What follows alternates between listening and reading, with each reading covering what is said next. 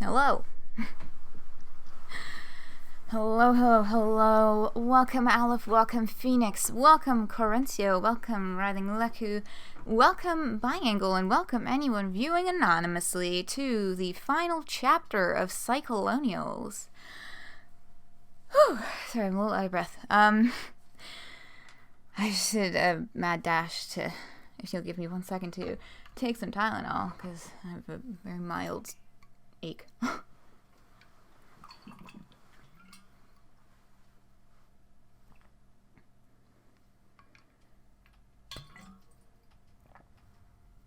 Okay. Aleph, you enjoy saying things. No, it was Biangle who said that first. I need to get caught up on chat. Cause, so I watched Promare for the second time today. I got it on disc for my birthday. It was such a good movie. I was just talking to my brother about Promare because it was an amazing movie. Yeah, that sure is a way to yep. Are those? Oh, those letters are close to each other on the keyboard. That's actually really fucking funny.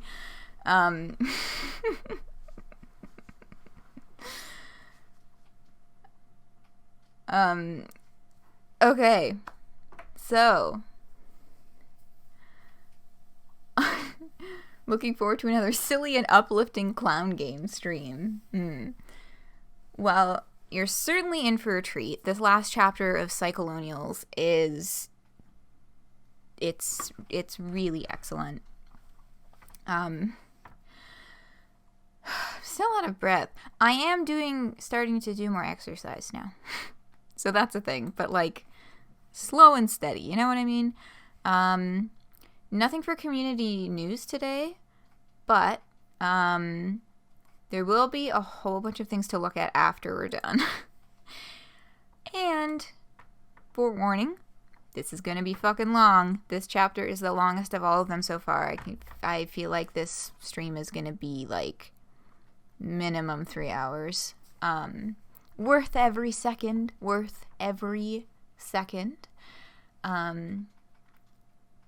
But we're strapping in for a long one today. If the game would like to actually load,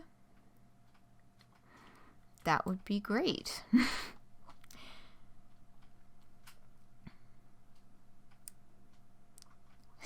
Caesar from... Of course there's a Caesar from JoJo. There we go. Okay, so the game is loaded. It is on the screen. I'm gonna put on both of my wrist braces because I need those. I'm very glad to be done my school term, but physically and mentally, I am very much still recovering from all of that, which includes the physical strain of using my computer so much, which means wearing my helpful little buddies.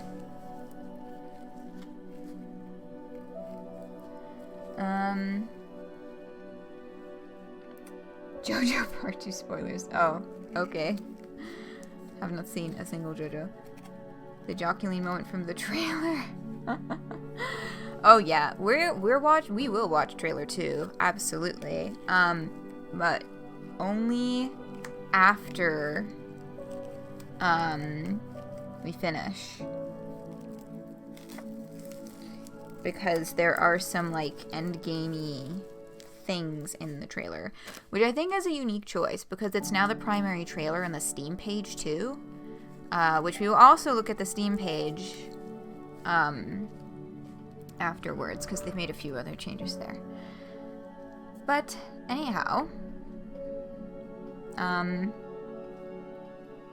yeah, it does just make more sense to watch after finishing the game. So there's now, this is the lock over here has become, we've got the link to the shop. I don't remember whether or not that was there before. We've got a link to shop, trailer 1, and trailer 2 built into the game itself. Shop, I'm assuming, goes to the For Fans, By Fans page, which has also had an update, which we will also look at after finishing the chapter. So.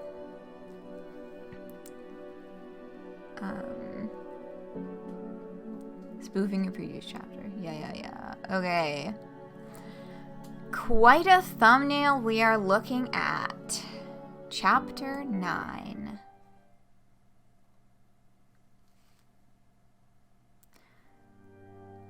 A sword and a crown.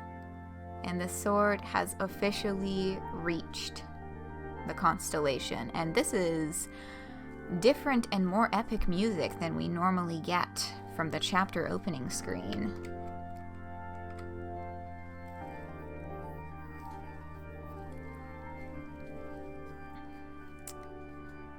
Yeah, here's where we left. I thought you left. I was going to, but I couldn't leave you behind like this. Abby, I think I fucked everything up. The fucking speech I just gave. Yeah, I saw it. Wow? This was never the plan. I was never gonna do it like that. I think I just fucked the whole country. There's gonna be a huge civil war or something, and this island... God, everyone here is gonna die, and it's all my fault. I don't know what to... I can't breathe. Abby, I think I'm having another mental breakdown, but instead of ruining my own life, I'm taking everyone in the world down with me. It's okay, just try to breathe. We can think of something. You should go. Just save yourself. I couldn't bear to see you get bombed along with everyone else. Just go to South Korea and marry the rat monster or something. No, I'm not going anywhere. I'm here to help you through this. Honestly, I don't know what can be done at this point. You may not be able to fix this. The whole situation is probably going to unravel very quickly. All I know is, this is so bad for you, Z. It's been hurting you, and even if you stayed and tried to lead everyone out of this mess, I don't think you're in the right condition for that. So what are you saying I should do? I think you need to take care of yourself. This is way beyond either of our ability or control now. If you keep trying, I think it's just going to destroy you, and I couldn't live with myself if I let that happen. Sorry, I'm getting... Chat. What is happening in chat?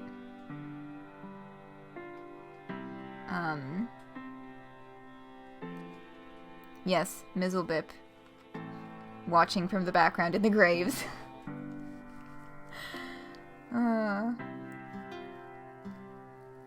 Yeah, Hussie contextualized some ending stuff in the popular Korean music boys, which is another thing that is in the bookmarks to talk about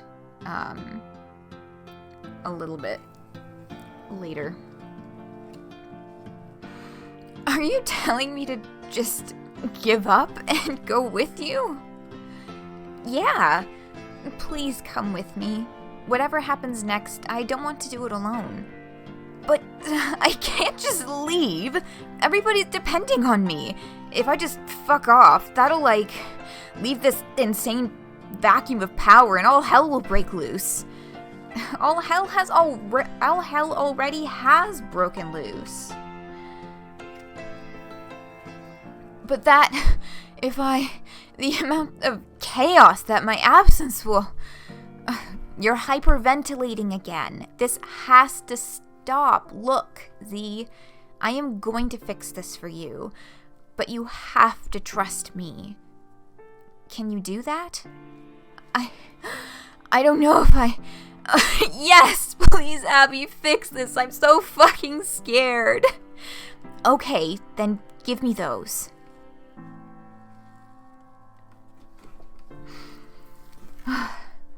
The guns in the bullet belt.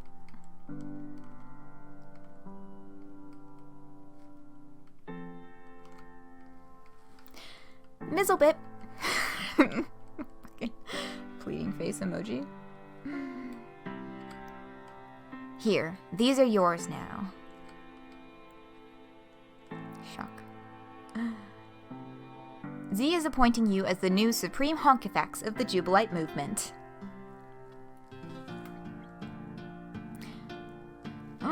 a different emoji this time. What?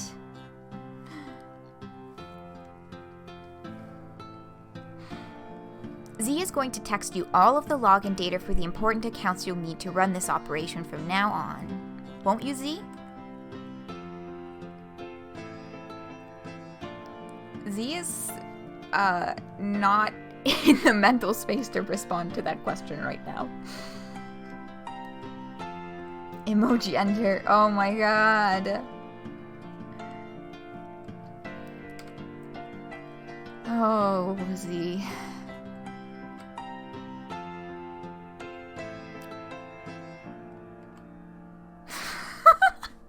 Looking like... not even like a halo of pleading emojis. It's like a cloud. Reflecting back in her eyes. And there's the realization. Yeah. Once you have everything, it's very important for you to change all the passwords as soon as possible. This is all your responsibility now. You've earned our trust, and we know you will take it seriously. 3 sobbing emojis. Oh my god, Biangle. Yeah, are you in the right headspace to receive information that could possibly hurt you? Yep. I think that's a no for Z right now. Now come on, we have to hurry. I had a jet ready to go before I decided to come back. We can probably still catch it if we move fast. Mizzlebip in the background is just like holding a gun to the sky like, wow, yes. But I don't know if I can go to Korea. Don't you see, Abby? It's different for me than for you. If I run away, I'm probably going to be hunted for the rest of my life. I made so many enemies. They'll want to kill me. And we have no idea if your K-pop boys will be able to grant me immunity. Well, who said anything about Korea? We don't have to go there. We can go anywhere in the world. Like somewhere more remote. Just bury ourselves somewhere and forget all this. Like, where? Anywhere you want. Pick another island further away. We can run away for real this time, like you were originally trying to. Anywhere? Even Fiji? Yeah, Fiji sounds great. But we really have to go now. The sooner we go, the more likely we can avoid getting shot down by military aircraft. What if they track us? I already made plans with a pilot. We're going to switch planes in Bermuda, then head west and switch again in Hawaii. And after that, it was headed to Korea, but we can easily change the final destination. Now come on, I'll drive to the airport. Okay, just give me a second.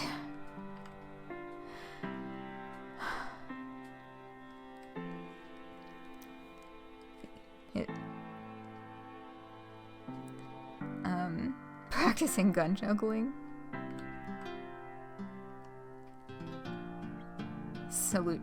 Saluting the new Supreme Hawk effects. Supreme Hawk effects, Mizzlebip, we're all counting on you. I know you won't let me down. Godspeed. He's saluting back. Time to go! And with that, they are off, and what a backdrop. The light of the bonfires from the stadium, military planes overhead, the graveyard with a saluting Mizzlebip, and into the car they go. And what will Mizzlebip do next? Just all by her lonesome, cradling a gun in her hands. Off she goes to assume her role of Supreme Hawk Effects. I love this so much. One little devil emoji. And off she goes.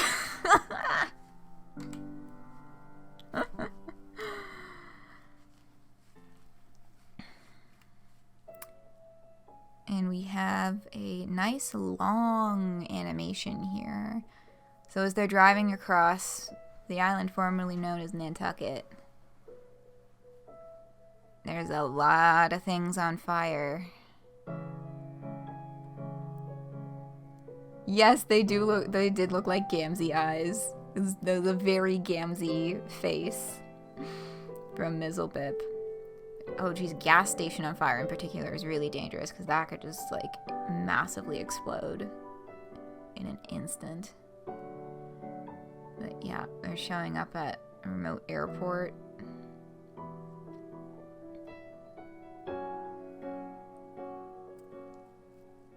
Happy beckoning Z on.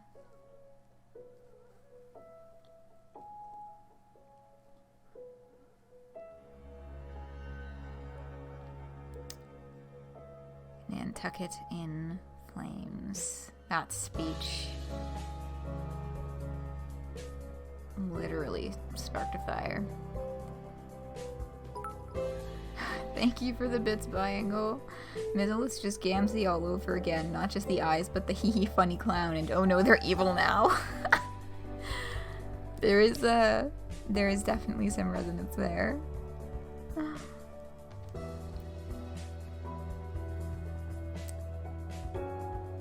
Yeah, I'm finally getting rid of the clown Sona makeup.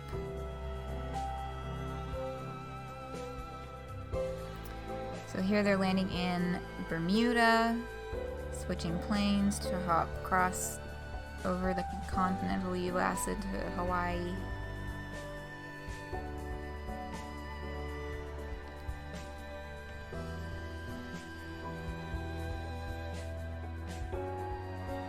And they can see clear as they fly over the states. That speech hit in a lot of places. There's those choice boxes. Are we gonna be able to come back to those? We'll see.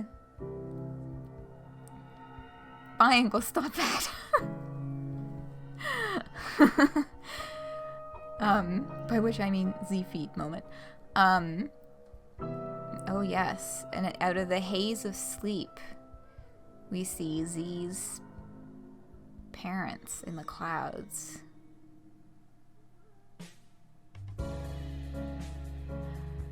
And from Hawaii, off they go to their final destination.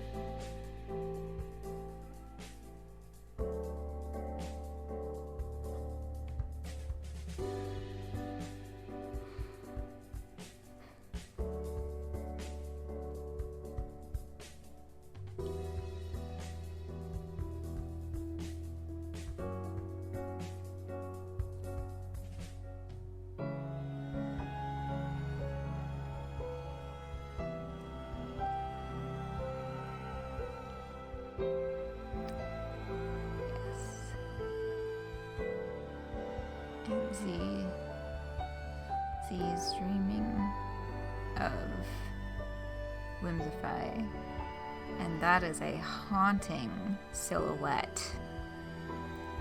Looks like a successor Z silhouette with universe eyes hanging over the horizon, and they land in their destination, Fiji.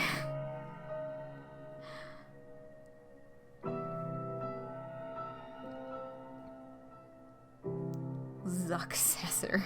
God. You dream of electric clowns.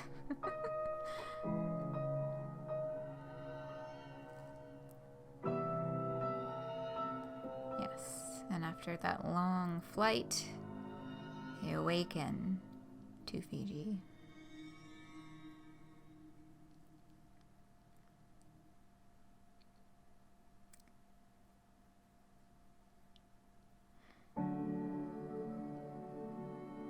and off they go. And that is a mask that Hussie has worn in a few of his Instagram posts.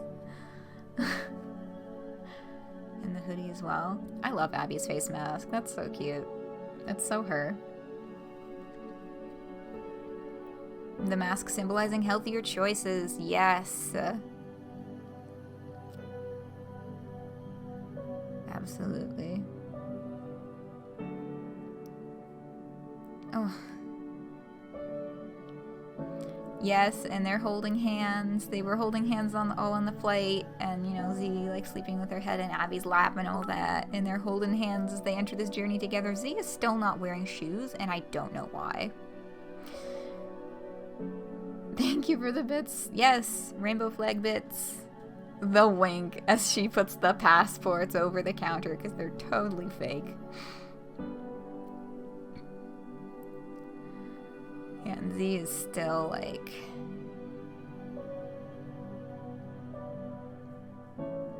I mean, the contrast between where they came from and where they are is astronomical.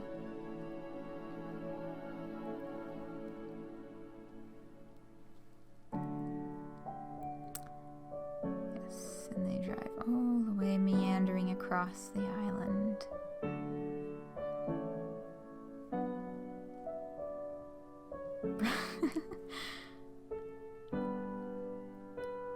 Wait, won't judge who for what? Y'all, my memory is... I'm not sure which comment you're referring to. But, there you have it. That's their full journey. All the way to Fiji. And they're out. They are out and gone. Really different from Hussie's normal endings to stories. I, for one, am happy he decided to show us in detail how happy and good the story ends. Fiji. Corencio! Fiji, really? You know what? No, that's no worse than any of the other foot jokes that have been present in chat today. You didn't expect this ending either?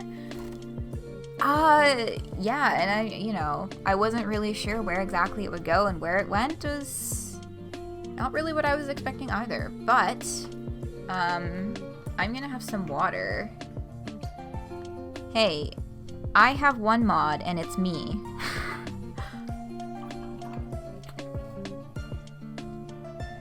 Just gonna have water. I don't know what the heck VIPs is. Sasker, hello, welcome. Get back in the mizzle bin. Okay. So, now I've had some water.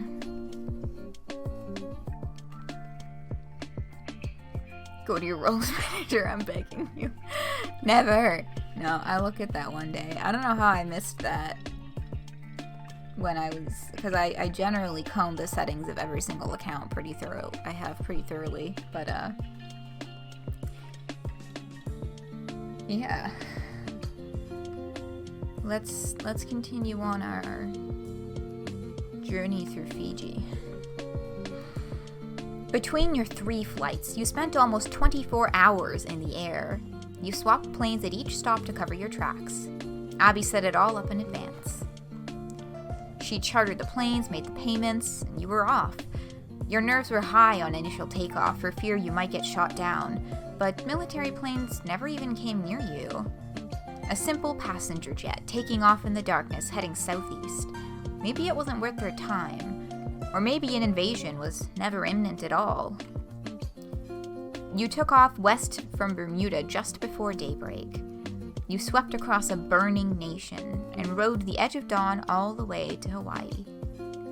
Yeah, Z, for all that sleep we saw Z getting, still looks fucking exhausted. Rightfully so.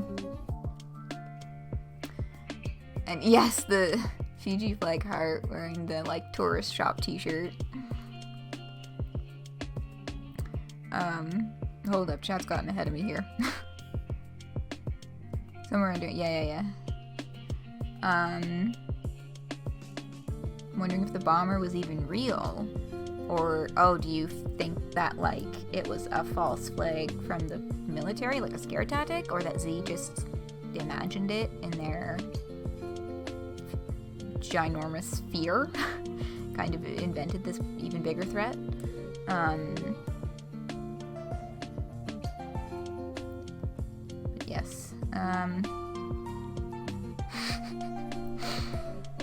And yes, that's right. Now we can see, writhing Leku. The arm is not face paint. We can see now that those are tattoos. Because guaranteed they would be long gone if they were face paint.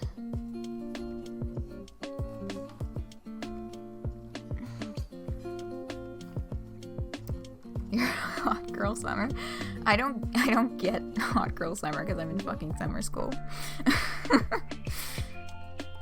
anyhow, let's hear a little more about their journey. The sun outpaced your plane across the sky on... Is this fine? Let me try that again.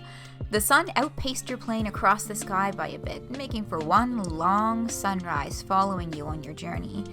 A lovely view, but you slept through most of it. You were very tired. You landed in Fiji sometime in the afternoon. You didn't know which airport, or even which of the roughly 300 islands that comprise the nation. All you know is, it's a beautiful day, and as far as you can tell, hardly anyone here could give a shit about the clown revolution that's consuming the rest of the world.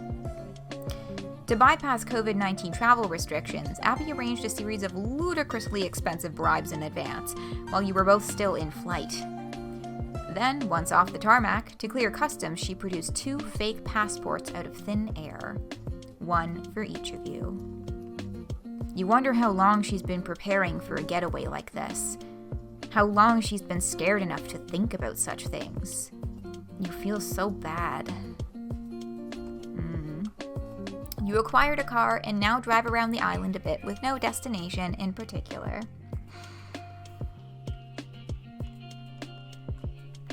Timing is... Oh, that's when you are 2 weeks out from your second vaccination. I see. I don't even know when my first will be. Ha ha ha, loving that. Anyway. I've ranted about that before. I will spare you all yet another ramble. Yes. Wherever you go, you're half expecting to see signs that the global unrest has seeped into society here as well. But there's none of that. Just people living their lives. Strange how the crazy thing you started was simultaneously a global movement that's currently ripping the world apart at the seams, yet also a bubble. As if it was just something you always had the power to log off from, and the moment you do, it starts feeling like all along it was a hot mess of nothing much whatsoever. As if the litigation of the entirety of human civilization was little more than a tempest in a teapot you set to boil a few minutes too long. You find an unattended beach so you can unwind before you decide what to do next. Before you ask yourselves, what even is there left to do? And there they are, 2 little dots on an empty beach.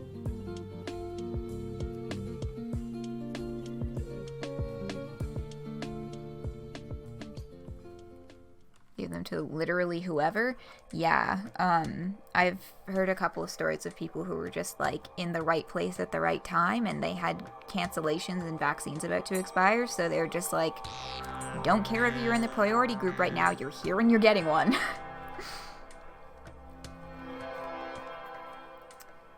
But yeah.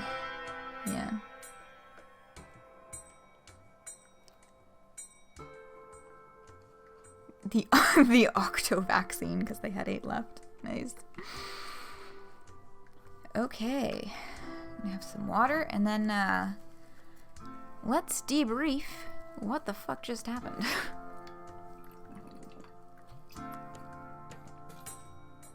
By which I mean Abby and Zia are going to debrief what the fuck just happened in the conversation that I am about to read.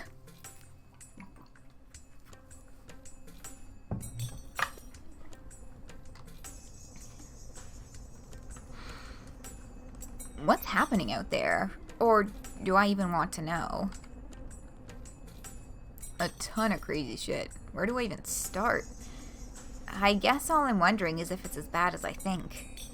I have no idea if it's even bad. I don't think anyone does yet. We don't really know what the consequences of this global shakeup will be. I get that. I just mean, war is bad, generally speaking. I'm trying not to read anything about it, because I'm worried too many people are going to die because of this. There doesn't seem to be much reporting on that yet. The entire country seems to have broken out in a bunch of localized turf struggles.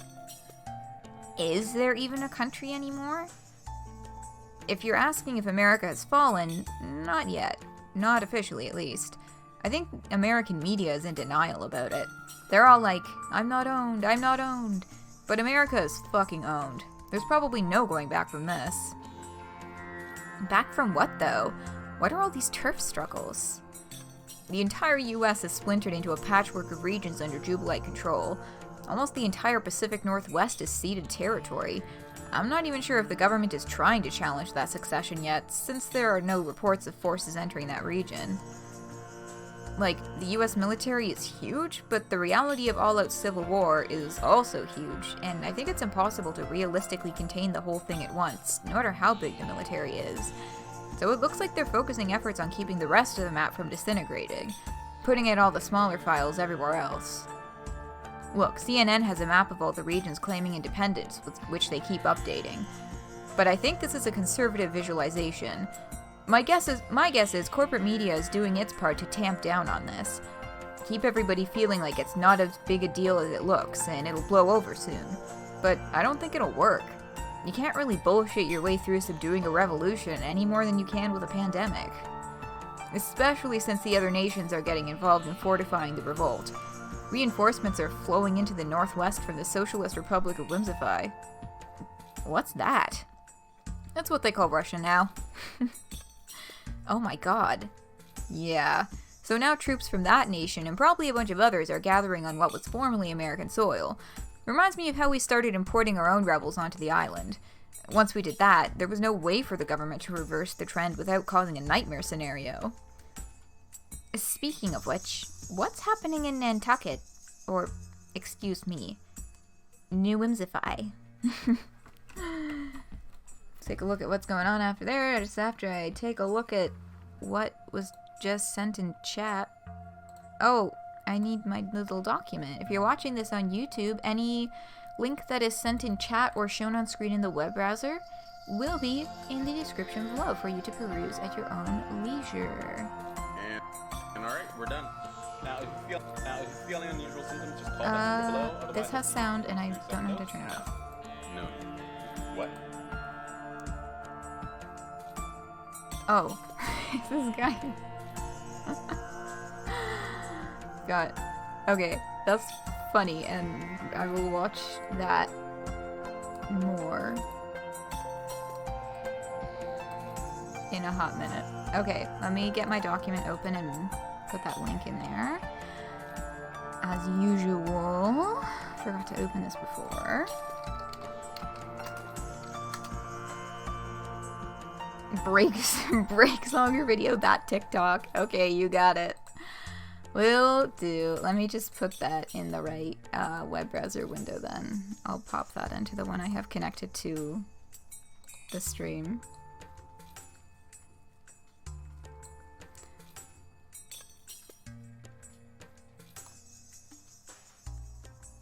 Wow, the pause button is rapidly oscillating.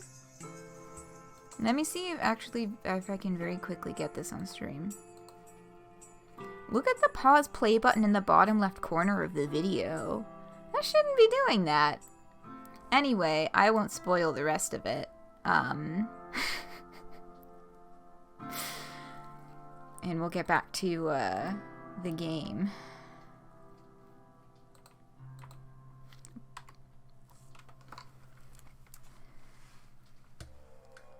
But,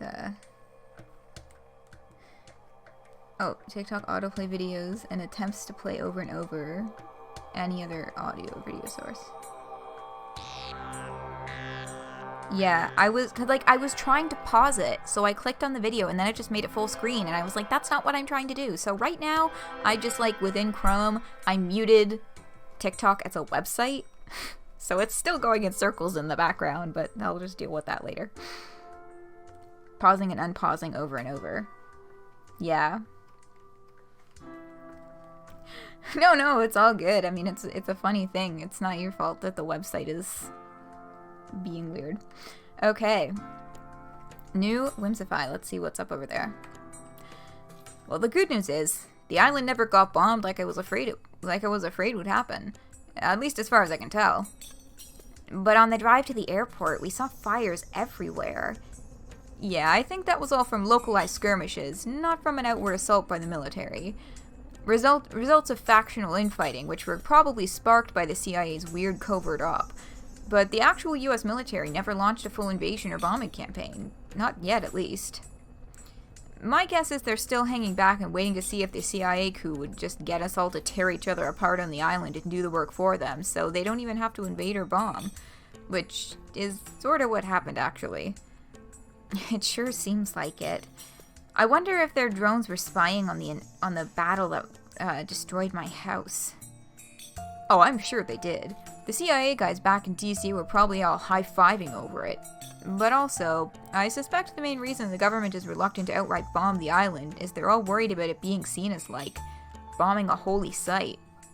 Something that would incite more radicalism and rebellion than they're already dealing with. They probably want to keep New Whimsify as a chip to play later. How? I think it goes back to that treaty I signed. They may hold out hope something like that is still possible. Like, get the rebellion under control and say, look, you idiot clowns can still have your stupid island if you just fucking stop. But I think that's naive. This is a lot of toothpaste you can't put back in the tube now. I'm sure my crazy speech seriously alarmed them, and it's definitely sparked this rebellion, but now that I'm gone, they're probably hopeful that another leader can be reasoned with. You mean Mizzlebip? No, Mizzlebip's dead. Surprise! Mizzlebip is dead. Oh, you found it on YouTube. Okay, sweet. That will be a little bit more compatible. Mercy, mercy. So I'll just get that set up then. But,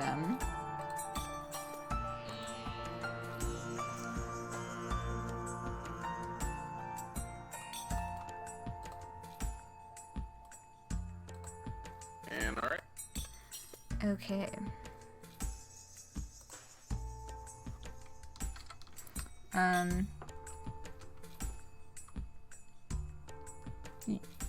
My message was check your... Oh, you got auto-modded? Yeah, if anyone ever gets auto-modded, just, like, let me know and I'll take care of that. Because it's fine. Oh. Yeah. Yeah, you know. I'm gonna deny that one. Yeah, the not you can't was in reference to sending a message that just said, I'll kill you. Which is a blocked term. But yes. More like Mizzle Rip, been holding on to that one. That's good. I know you didn't mean anyone here. It's all good.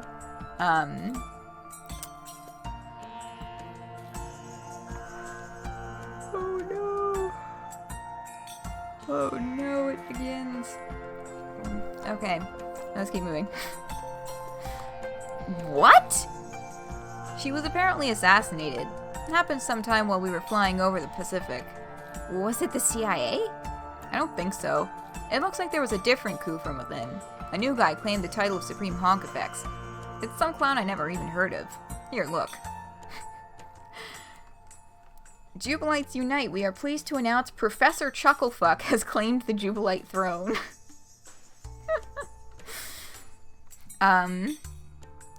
Which leads us to, actually, this was not caught by myself, because I have never read Whistles as much as it's on my long-term to-do list.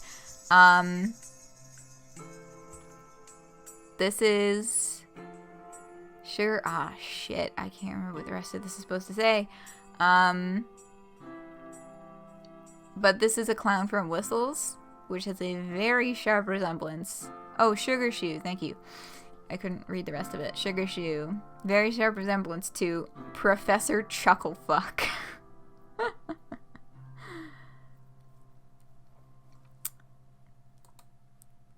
But, yeah, so there's a fun catch. I mean, the name Professor Chucklefuck is just, like, a lot, anyway.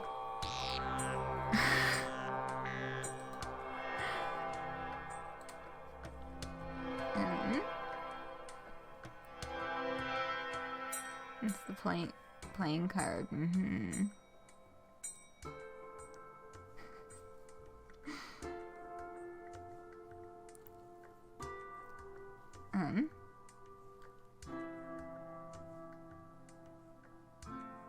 Hand reveal? No, that's not my picture. I don't own a physical copy of Whistles.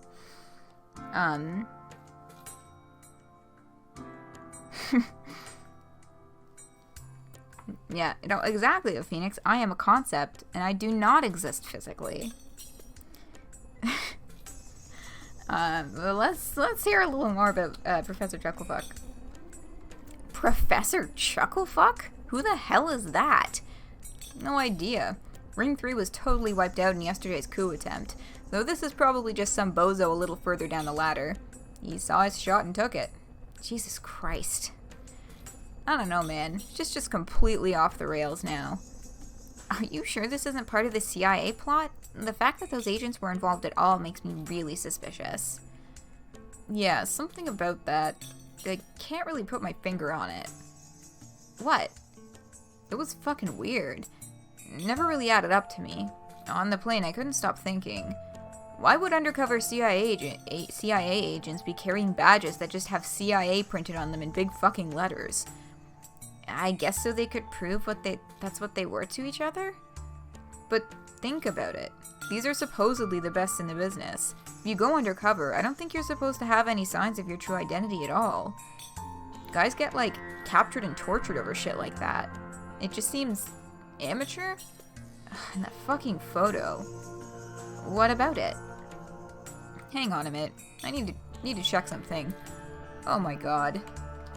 Oh my fucking god! What? Look! This dude is the first fucking photo. CIA agent stock photo, and it's the first one that comes up.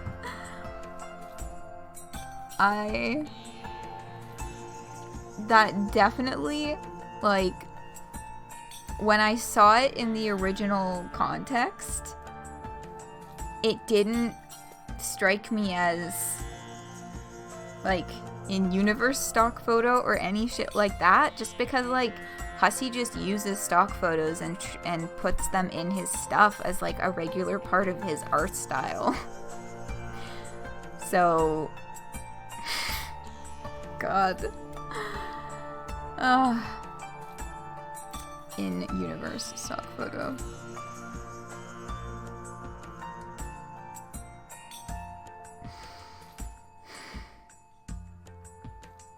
You thought it was part of the style in the comic. See, me too! It's like, yeah, it's slightly breaking the fourth wall, but, like, that's fine.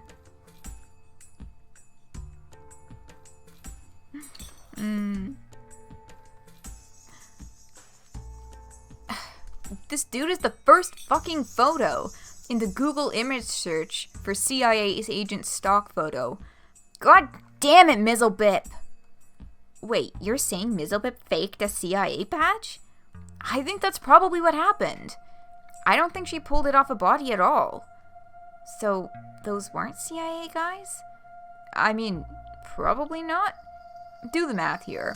If she printed out a badge to fuck with me, then suddenly the only piece of hard evidence I had to suspect a CIA coup in the first place was fake. They were probably just a bunch of guys she managed to rope into the mutiny. I bet they didn't even realize she was framing them as agents. Oh god, and then she just ended up helping me gun them all down. That conniving bitch. Wow. Are you really sure about this theory? It all seems so confusing suddenly. I mean, no? I'm not sure of anything now. Another possibility could be there really was a CIA plot, which Mizzlebip knew about somehow, and she just opportunistically manipulated the situation and let me know about the plot at the exact right moment when she was sure I would react in the way she wanted.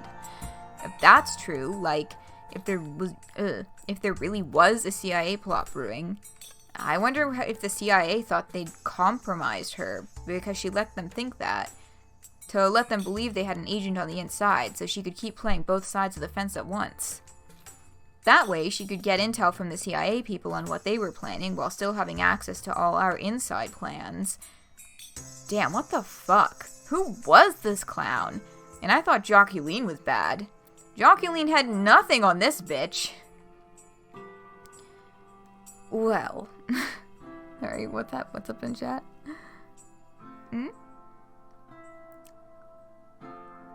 Like Abby is trying to convince Z not to worry? Just because Abby doesn't want to worry.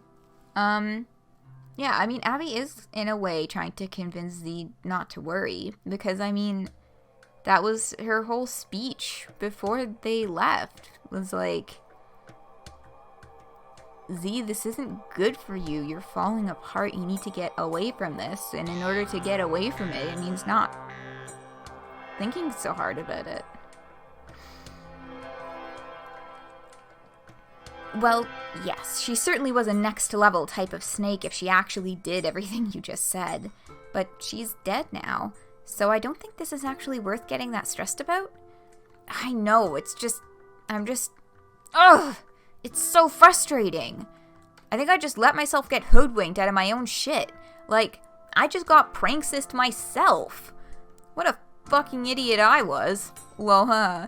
Z, I found this badge. It says CIA. Does that mean anything to you? Whoa, thanks, Mizzlebip. Great detective work there. Ugh, I can't believe what a gullible idiot I've been. Hey, try to relax, remember? This wasn't about you getting tricked out of your leadership position. This was about you making a decision to do what's best for your mental health. It doesn't even matter that more lying assholes were plotting against you. In fact, it just proves you did the right thing.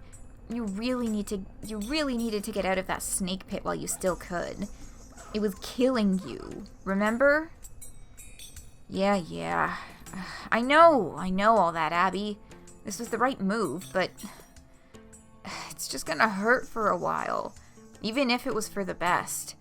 I worked so hard on all that. I put so much of myself into it, and it just turned into whatever the fuck just happened. Mizzlebip should be revived from the dead by Clown Jesus? Pardon? Like Joker's trick. It will get easier with time. We're so far away from all that now, and you can ignore it. Well, it's a complete train wreck. I'm not sure I'll be able to look away from, even if I wanted to. Because it's my train wreck. Why would I ignore it? It's basically my life's fucking work. Are you saying I should completely tune out? I think it'll be okay to check in with the progress of the world sometimes. You don't have to completely tune out forever. Once you're feeling better, we might even find it fun to watch. Like, try to focus on the good things that came out of it. It'll be like a crazy show happening on the world stage that we can sort of follow as spectators for the rest of our lives. And if there are good things that come out of it, you can take some satisfaction in that. I just don't know if I can have the same level of detachment from it as you. Treating it like some show or whatever. It's not a show, it's the fucking planet. It's billions of people's lives. Yep. It is kind of fucked up to treat it like an entertainment show. There's definitely been a couple of times where folks that I know have spoken that way about watching US politics, and I'm like, you know that's real people who live in that country, right? Like, just because we are in Canada and they're down there, you know there's real people's lives happening there, right? Like, it's not a thought experiment. Hello? Allegedly. But, yeah, there's been a few times I've had to give a particular friend a knock on the head, like, are you sure about that? Oh, yeah, I know. I'm really not trying to trivialize what we did. Part of me is so relieved for us to just be out of that situation. I'm just looking for any silver lining I can find. Well, that's fine for you, but frankly, this is all my shit, not yours. And I'm not looking for, like, coping methods or self-care bullshit to pull me through this. I just doubt I'll be able to fully shrug off my complicity in whatever happens next. Mainly, I just hope some good comes of it. Like, who knows, maybe I actually did destroy capitalism.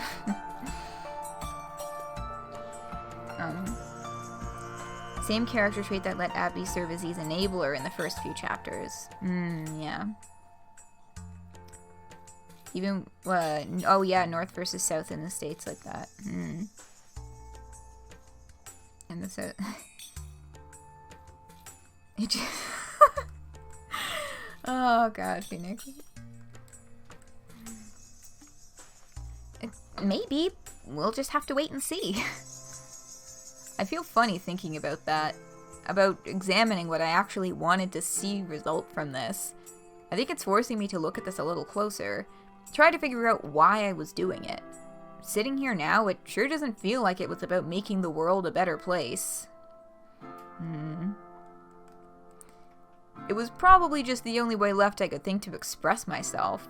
After years of pain and trauma and running away from shit, mostly it was a lot of anger. At my parents, at the aunties who terrorized me. It almost feels like it was about everything but doing something idealistic. I think that tracks. The need to share things with the world, like art or any kind of content, it can come from a lot of crazy places. It's not like my influencer stuff was about anything principled or that worthwhile to the world. I think I just enjoyed the idea of having so many people care about what I was doing. Well, I don't even think there's anything wrong with just admitting I liked the attention. It was fun. Yeah, it really was. For a while, at least. Until it got nuts and possibly ruined human civilization forever. Come on, no it didn't. I mean, yeah, probably not. In the end, it's just another one of humanity's many upheavals. In the grand scheme of history, maybe these moments are a dime a dozen. It's just that we happen to be living through it. Not even to speak of being directly responsible for it. So excuse me if I may be inclined to wax philosophical on exactly whatever the fuck it was that just happened. Like, was it good? Bad? If it's bad, why? What went fucking wrong? I feel like I've already been asking myself these things for weeks, but as you said, it's more your shit, not mine. So, what do you think happened? I still think we were right about everything. Oh no. We were right to start this movement. Right to revolt against our shitty, horrible country. Right to take a stand against capitalism. Right to say the imperialist origins of America and lots of other countries are the root of most evils they currently face. Most of all, we were just right to fight. To stop rolling over and taking whatever shit they fucking gave us. What went wrong was, like, everything else. For better or for worse, life goes on. Like, what? Like, these fucking people. These snakes and interlopers. Saboteurs, clout chasers, power grabbers, liars, and backstabbers. I mean, I get it now. As a side note, please take note of the ghost image of Hideo Kojima in the sky. All this left-wing shit I've been ranting about isn't wrong on its merits. It just usually goes like this. These infuriatingly stupid fuckers all get together, and the natural configuration they all gravitate towards is a bunch of circular firing squads. Over and over and over. I mean, at least with online social justice in particular, that pattern does tend to regularly emerge. Yeah, that is an apt description of leftist politics online.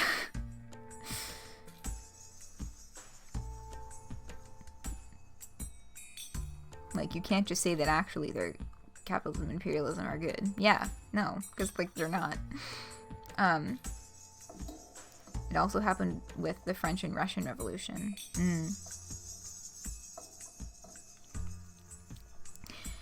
Yeah, that's exactly what kept happening to us. So, you think it's really, like, a universal thing? Not just something we fucked up? I don't know, maybe. I saw stuff firsthand that, like, I kept asking myself, how many other assholes in history were dealing with shit with exactly this shit?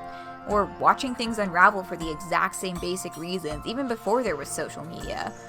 How much of the attraction to our movement was propelled by all the weird attention-seeking narcissism that clout chasers think they need so badly?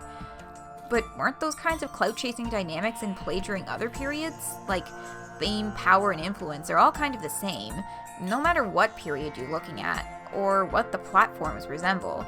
How can that sort of mass vanity pouring into a scene not end up perverting movements like ours, warping it into a sort of sleazy racket? Not even a money racket, but worse somehow, like a fucked up ego racket. And wasn't I just as much to blame? Where was the point I stopped being able to tell the difference between fighting for a just cause and feeding my own ego as the supreme honk effects? I could probably think on it the rest of my life and not be able to tell you when or how that happened. Yeah, and that makes me think back to Chapter 8 and the entire conversation and subsequent tantrum that happened right before the first explosion.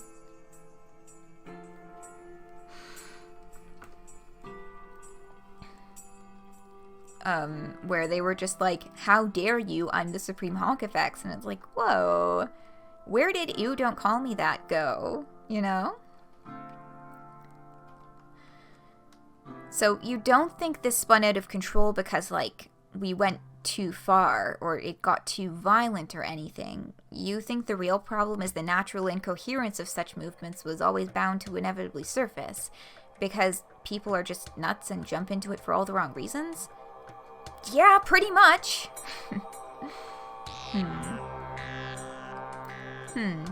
So, what do you think the solution is? Well, if I knew that, I sure wouldn't be sitting here on this beautiful fucking Fiji beach. Lol. Maybe it's good you don't know then. I don't know. If I had to take a stab at it, maybe the problem was really just me. Aw, come on. No, it wasn't. Nothing at all would have happened without you. I don't mean me personally. I just mean a leader in general. I believe in what I was doing, but putting myself at the center of it all was fucking up my brain too much. And so it fucked up the movement too. Maybe there shouldn't even be any leaders. I guess maybe nothing would ever really get done if that were true, but at the same time, man, the whole cult of personality thing fucking sucks. Yep. I don't know, Z. And if I remember what little theory I've ever read, I believe maybe there shouldn't be any leaders is an anarchist, a key tenet of anarchist political theory, right? I should be far more well-read than I actually am. I will admit that. But, anarchism, yeah. call me crazy or overly optimistic, but I'm still hopeful everything will be okay once all these revolutions settle down. I still want to believe humanity can figure things out for itself if given the chance. Maybe all it needed was a little push. A push that only you could give.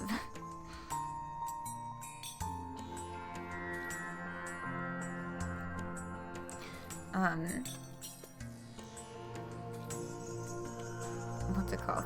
What was I just gonna say? Yeah, I mean, like, this, I feel like this sentiment from Abby is, like, partly kind of trying to calm herself down, because it is a far cry from the,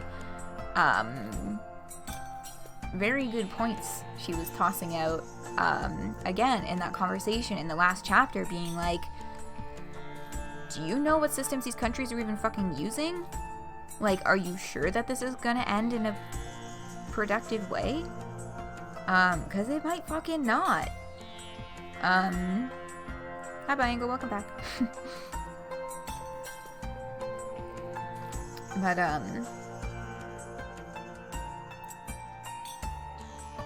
yeah, and again, that, like, narrative of, a push that only you could give, and the idea of the lone hero who saves the world, is a very Western narrative. And where am I going with this? I have a specific point. I'm trying to figure out how to word it. Because I've read some interesting articles about, like, the way that this shows up in media in particular, with, especially right now with the mass popularity of things like, the Marvel Cinematic Universe and things like that. Individualist, that's the word. Yeah.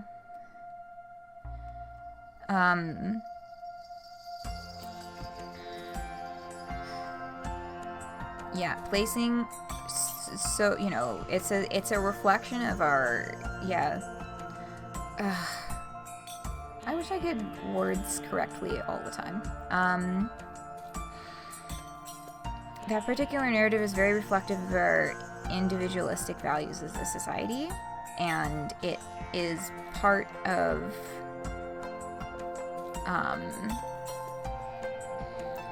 it's a huge disruption to actual collective action against the systemic injustice. You know, like, things like, it's making me think of, like, the messaging that just continually more and more, it's up to us individually to modify our own lifestyles to solve global warming, even though it's the massive corporations, there's a handful of them that are doing the majority of the polluting. Anyway, I think I'm getting a little bit further away from I'm getting away from Psycholonials now. But that's yeah, like the chosen one narrative. I think was also a thing that I was trying to think of in terms of terminology. But yeah, like the chosen one narrative. Very Western individualist. Kind of concept, I feel. Or maybe not specifically Western, but very individualist concept. We're talking about politics. It's good. I, like, went off on my own, like, tangent for a little bit there. I'm just gonna keep reading now. Y'all can keep talking about MILF Mizzlebit and MILF Abby.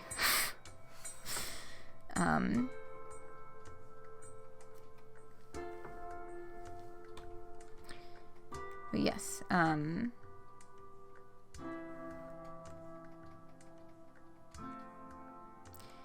but yeah, I guess that's why my brain keeps going Western, because, like, I'm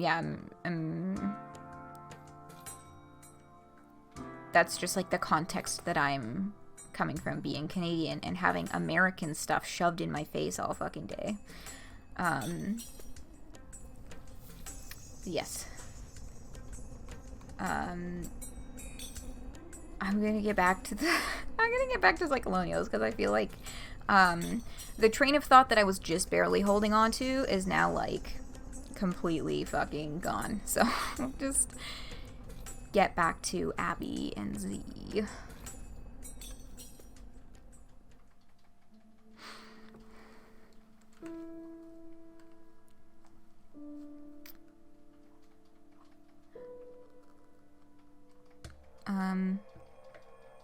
Right, I'm still hopeful that everything else will settle. Maybe it was a push only you could give. I'd be more willing to lull it off just like you and say, yeah, this was all a big goof gone too far, but everything will probably turn out okay later. But there's a creepy feeling I can't shake about this. What? It's not like all this shit came out of nowhere. Yes, end distraction, but I'll just address the last dregs of the comments about it in chat. Oh. There was no distraction. There was, and then I ended it of my own merits. But yes. It's not like this shit all came out of nowhere. These dreams I kept having. What if it wasn't just my disturbed brain making it all up? What if Riot is real? Anything's possible, I guess. What would it even matter if he was? Did I just inadvertently help an alien colonize Earth with a lot of batshit clown philosophies? Am I the useful idiot in another insidious imperialist campaign, but I was too stupid to realize I was his pawn because I was caught up in the idea that it was all coming from me? There are a lot of ways you could decide to worry about all this, but this one seems pretty out there, TBH. I don't know. I don't really think they were just dreams, but they may not have been literal messages from an alien either. Maybe I can't explain what I mean. He could have been a product of my deranged imagination, but there are times when I catch myself dozing and jump out of my sleep with a sudden terrifying thought that he might be the one who was dreaming of me. That's a much more paranoid thought than if you just wanted to believe he was a real alien. To save your sanity, maybe you should just believe he's real and not worry about it. What would even be the harm of that? So a clown talked to you in your sleep and convinced you to help him take over the world by proxy, with, like, clown lore instead of ships and guns. Kinda cool, actually, but it also sorta lets you off the hook. If you were under the influence of some sinister alien force, then no matter how this keeps playing out, it wasn't due to bad intentions on your part. Regardless of my intentions, I mean, imperialism is still bad, right? No matter what form it takes. That's one of the things I keep hammering in my manifesto. Practically all the evils on Earth right now seem to stem from it, the further back you trace everything. Hell, isn't what we're doing now just more colonialism? What, sitting here on this island? Yeah, I mean, moving here. Just another couple of Westerners invading this island paradise in the Pacific because I just thought it sounded cool. Like, this is basically how it happens, isn't it? Little by little until indigenous populations are displaced and native cultures are conquered. But that's not even why we're here. It's not a vacation, and we certainly didn't do it because we thought it was cool. We're basically fucking fugitives right now. We have to live somewhere. Yeah, that's true. Maybe that's just how it always is. Nobody can ever relocate to somewhere else in the world without passively participating in something vaguely evil. But most of those people could hardly stand to stay put where they were either. So what are they even supposed to do? The whole history of the globe is just a long chronicle of hysterical people running away from shit. Away from persecution of assholes or the problems of their own making. It's hard to even blame all those Europeans for running across the ocean to get away from the plagues and famines and shitty kings running their own countries. But the more they piled onto the new continent, the more they turned it into a huge graveyard for the people they were visiting.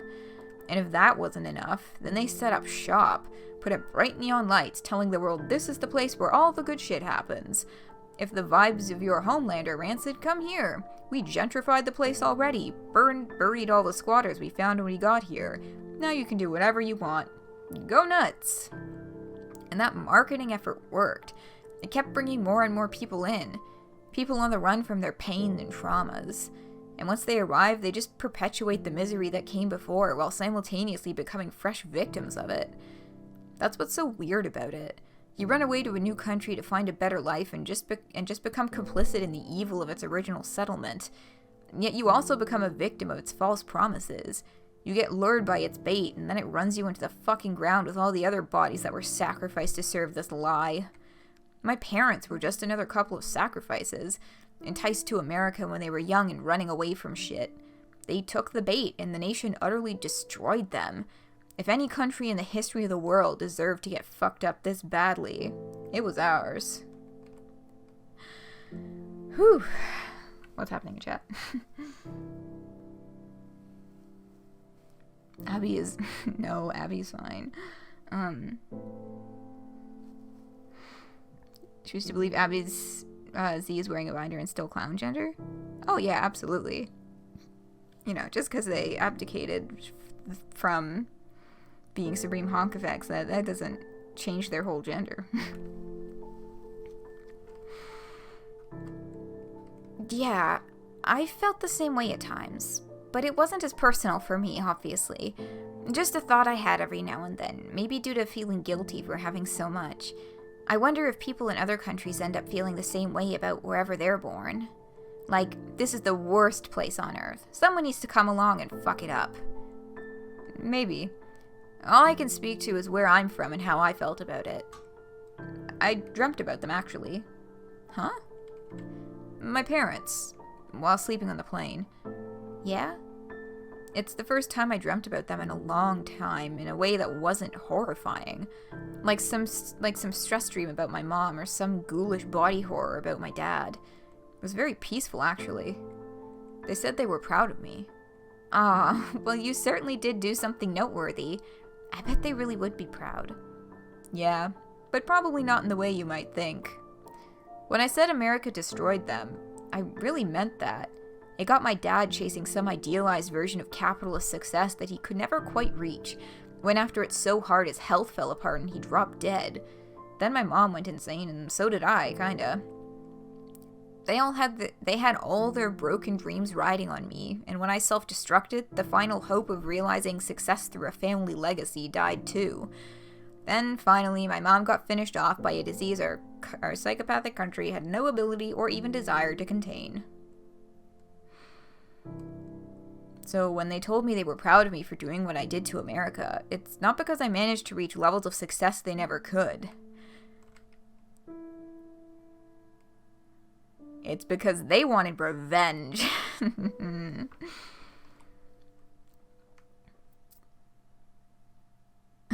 Abby's like, oh. Well, if that's what they think you accomplished, I don't think anyone can argue with that. All I know is, no matter what it is you accomplished, whether it was fucking up America or making a super popular clown-themed Instagram account, I'm proud of you too, Z.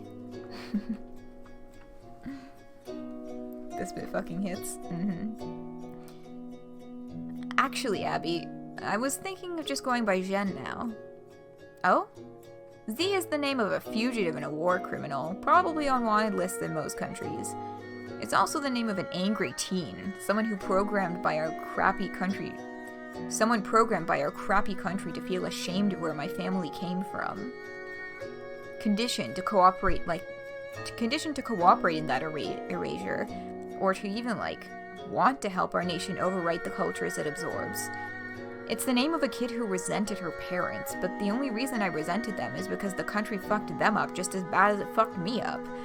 And I took the brunt of the stress and madness that caused for them. Jen is the name they gave me, and I don't hate them anymore. This is why the narrator said Jen that one time you're calling it? Okay, we'll see. What? Oh, nothing. It just feels nice to hear you say all this. I'm just here to listen.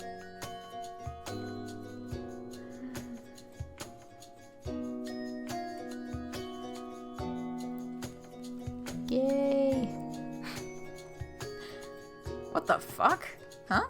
It says Professor Chucklefuck is dead. What? Already? Has been assassinated by that clown there. Yeah, looks like yet another fucking assassination plot. But he just took over. God damn it. There's some other girl claiming Supreme Honk Effect status now. We are pleased to announce Sugarberry the 7th has claimed the Jubilite throne. Yeah, the announcement format is fucking great. Sugarberry the 7th? Are there like 6 other Sugarberries? At least. There's an informal registry of clownsonas.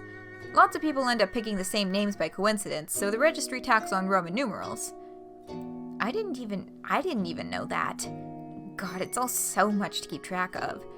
Yeah, they love it though. People end up embracing their numerals. Yeah, we are pleased to announce, followed by we regret to inform you. But yeah, fucking clownsona registry. Makes them sound more legit, like a bunch of self-important fucking clown popes running around.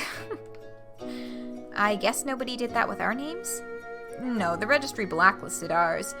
Everyone in Ring 3, actually. Oh shit, is this bitch serious? What? I'm seeing comments around indicating that other Jubilites named Sugarberry are ending up dead. Oh, for fuck's sake. Is she already going for, like, a worldwide Sugarberry purge? Guess so. What an absolute fucking dumpster fire this all is. Yep, I'm telling you, the cult of fucking personality. If any of these bozos are holding their breath waiting for a good clown to rise out of all this flaming circus wreckage, I think they're gonna be real disappointed. Ugh, I hate this. I know it's frustrating, but we don't have to be looking at any of it, you know? What? It's just so ridiculous. The idea of blocking it out. I mean, I guess you're right, because what the fuck else is there to do now? It just seems so incredibly American of us. What does? Ignoring it? Yeah. Making a royal fucking mess of a place, then washing our hands of it all. Yeah, that's the only reason that I didn't bring this point up earlier, is because they talk about it now here. As if to say, well, not our problem anymore. That's true, but if you keep looking at it, at least in the short term, all you're really doing is torturing yourself for no good reason. I know. It's so hard to fully tear myself away from it, though. I keep thinking of what I could have done differently. And how much there was riding on getting it right. Like, seeing some of the pitfalls in advance. Like the treachery and insanity of others. Sure, you could have more foresight and dodge certain bullets, but think of it this way. If you were better at that kind of stuff, it would have just meant you were trapped in that scene so much longer. I guess so. Some leaders manage to stay in power for a long, long time, but that's probably only because they get really good at always looking over their shoulder, identifying who the rats are in advance, and dealing with them much earlier.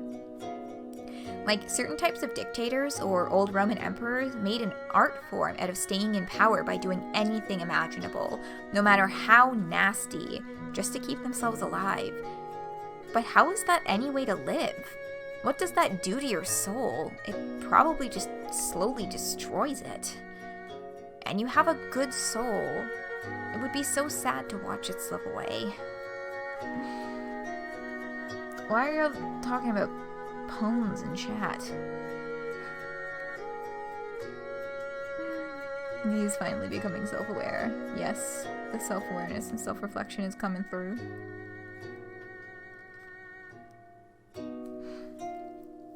We're definitely taking a break at the end of this conversation. Just tossing that one out there.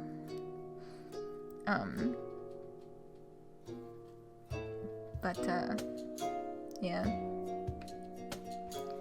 Like the guy who regularly drank poison to become immune to poison. Not really how that works. Yeah. Yeah, you're absolutely right. Of course I know all this. I'm still just kind of venting about this huge earth-wrecking debacle that also happens to be entirely my responsibility. You keep it's so shitty for me to even be frustrated. The completely wild amount of patience and understanding and compassion you show me no matter how much I fuck up. I don't even understand. I suck so bad, Abby. What the fuck could I possibly have done to deserve so much support from you? Why do you keep acting like it's worth spending so much energy trying to save me from my own stupid shit?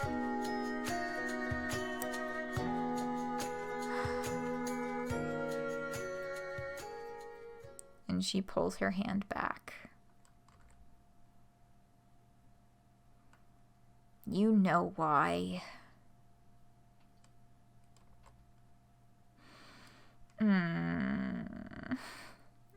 Abby's got very big feelings for Z.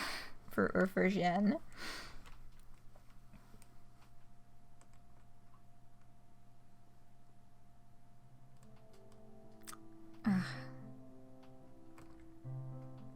Jen still is not quite ready. I think maybe I've been doing a lot of stuff that's unfair to you.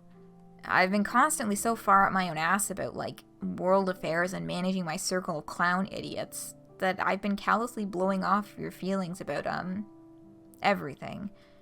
I feel like I've fucked with you so much. Taking your trust and friendship for granted. Someday I think I owe you a good conversation about how I feel about a lot of things. Like us. If you think there's nothing inside me when it comes to that isn't true. I'm still so emotionally blocked by all this stuff. I'm still deeply and profoundly sad about everything I just left behind.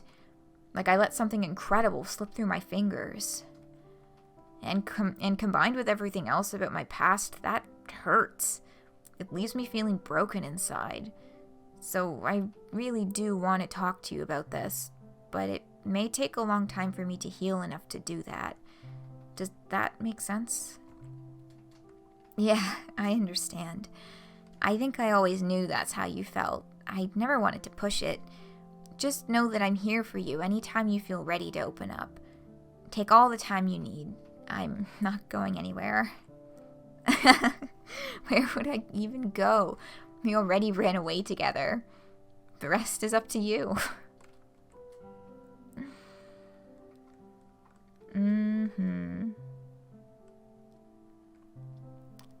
Abby's off to take a little bit of needed and deserved alone time.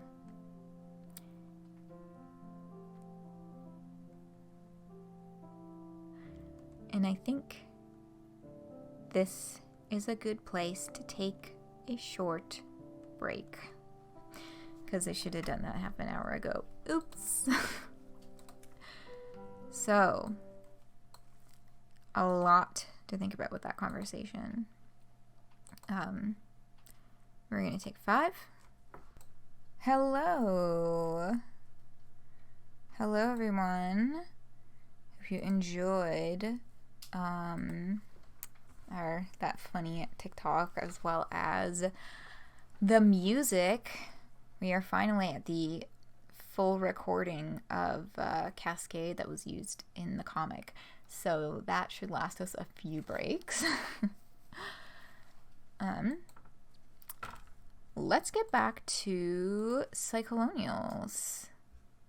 Get the break text off screen. We'll get the sound back up.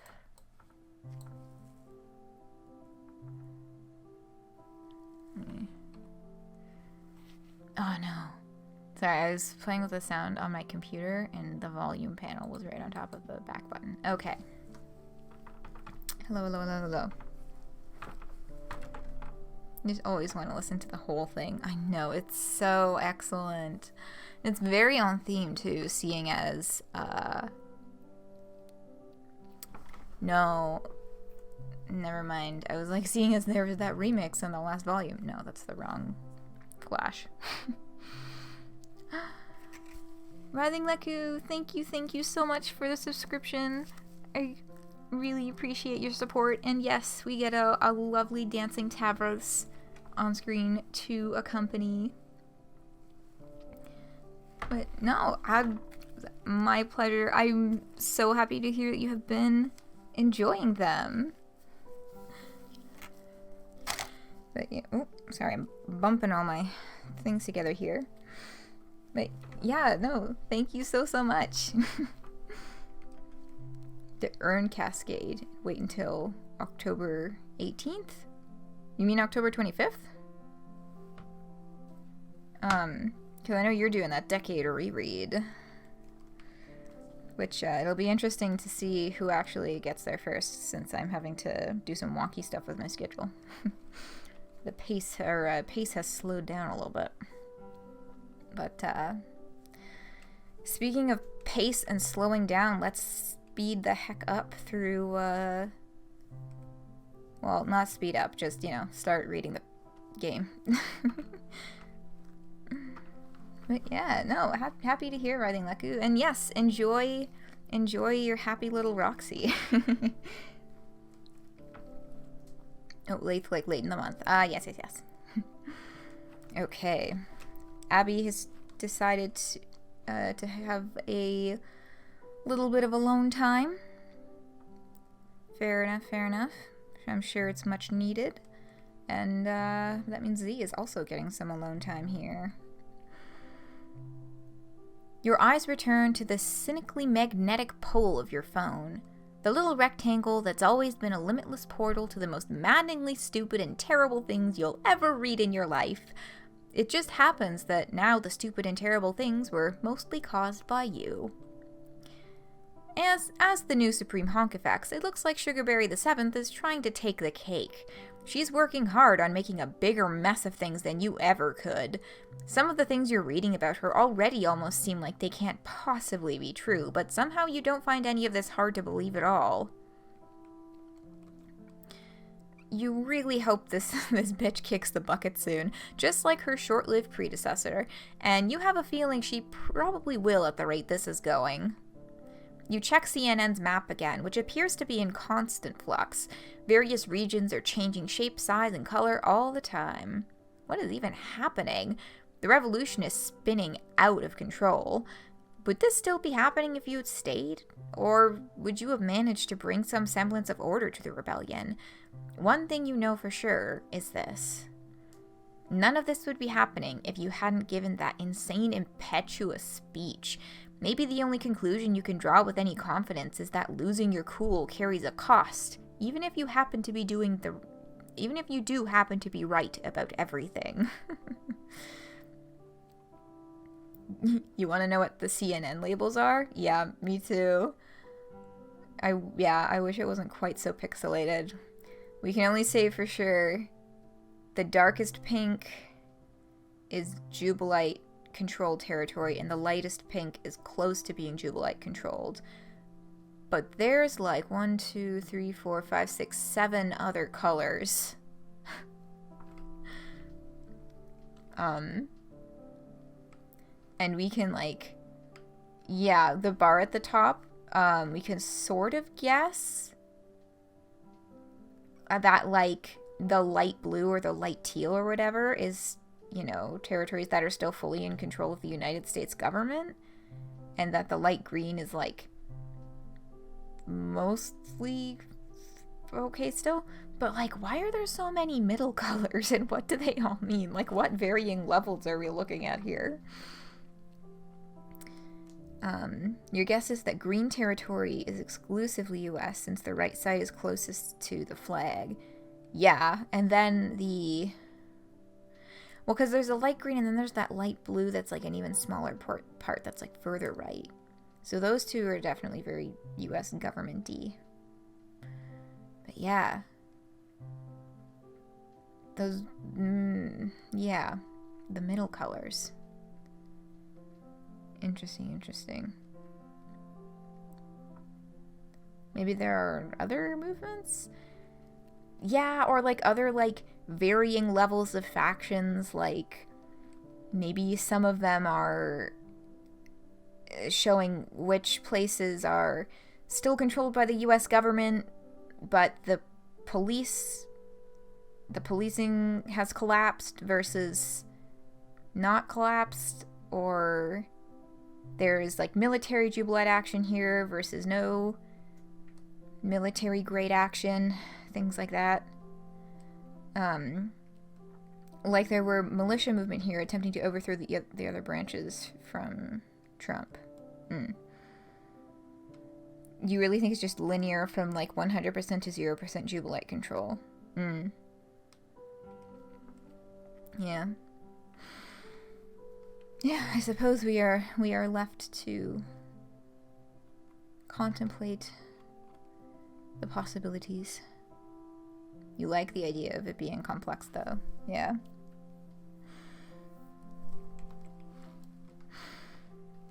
It's odd that the middle hues are so different. Yeah, that's the thing. They're so different, which is why I'm leaning towards it being more complex than the varying levels of control. But yeah. Oh, yes, and there's the spoons again. The spoonometer. You can't stop thinking of all the things you could have done better. You turn it over and over in your head. It's draining your energy again, killing your spoons, making you tired. How much sleep you got on the plane, however much sleep you got on the plane, you guess it wasn't enough.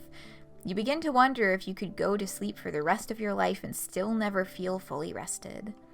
Yeah, I'm at this point, no matter how much sleep, she would have got on the plane, this is a kind of trauma exhaustion that's gonna be felt for a bit, for sure.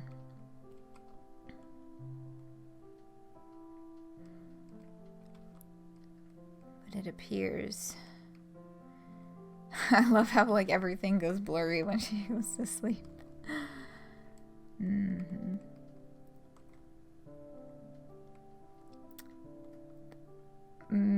This is a great way to get a sunburn, but anyway. We get closer and wait for it. There it is. And there's the end screen's music. Lobster Gen. Yeah, jeez. Worried here with Abby gone. But, we're back in the dream universe. Yes. Oh, the imagery of Jen taking a nap on top of the island of Nantucket, or New Whimsify. Okay, Biangle getting a choose the next narrative action right off the top. We'll get there. Oh, what if Jen doesn't wake up this time, worrying about that?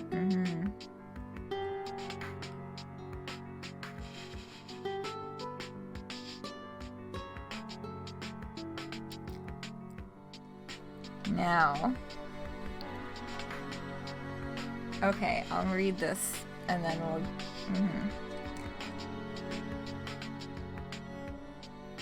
Finally, you made it. I said we'd meet again soon. We've met before? Well, not really. I've been speaking to you in the margins of your awareness for a while. We've been having a pretty good time, actually. Me, you in your sleep, and a whole bunch of others.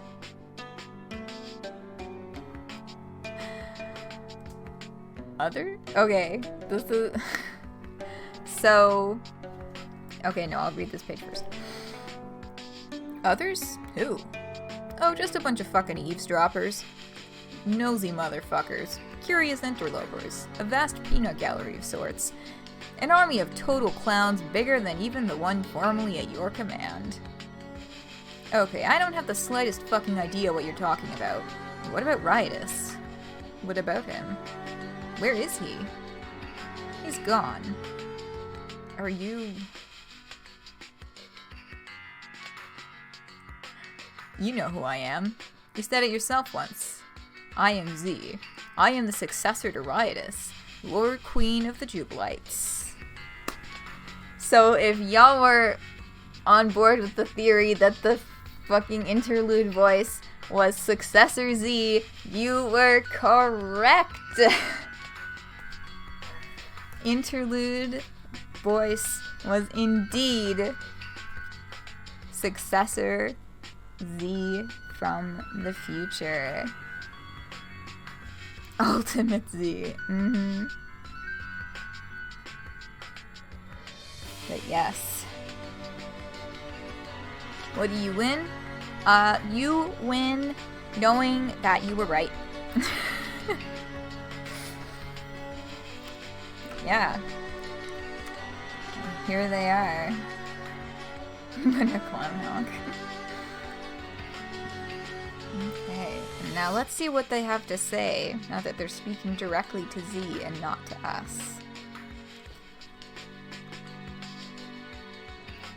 What a look, though, also. These like, Successor Z sprites are so fucking good.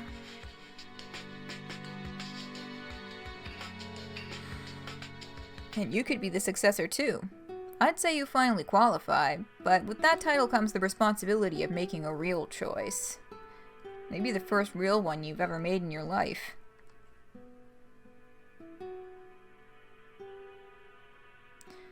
It isn't too late, you know.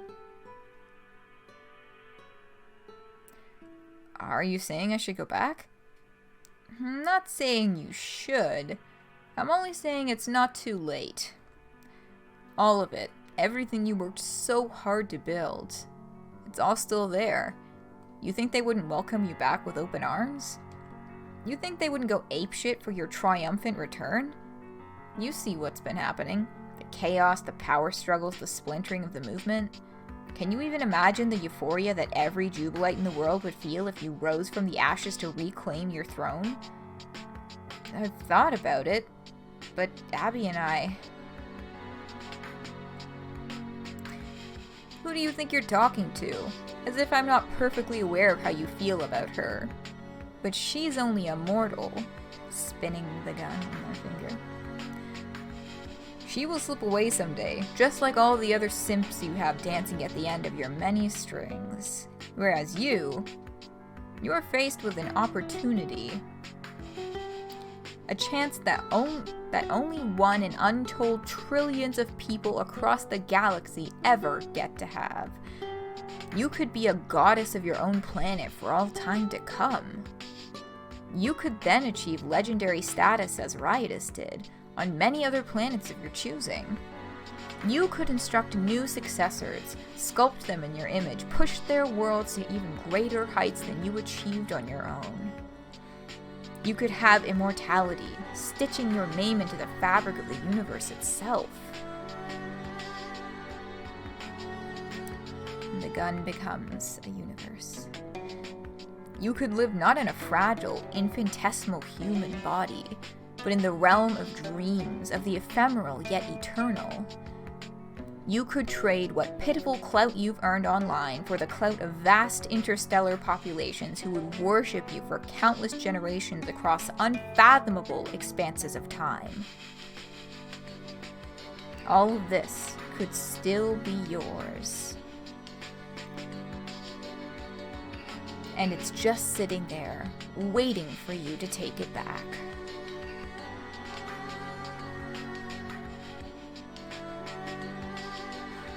So think it over. You could do all the crazy shit I just said, or, you know, you could just be happy. Well,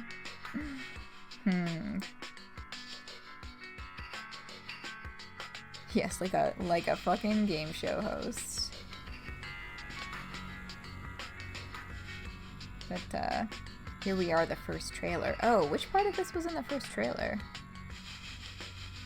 Yeah, I don't recall.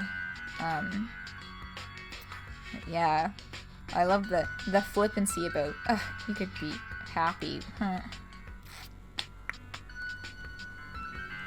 So you're putting this to me like, I need to make a big choice here, but I already got on a damn plane and flew here to get away.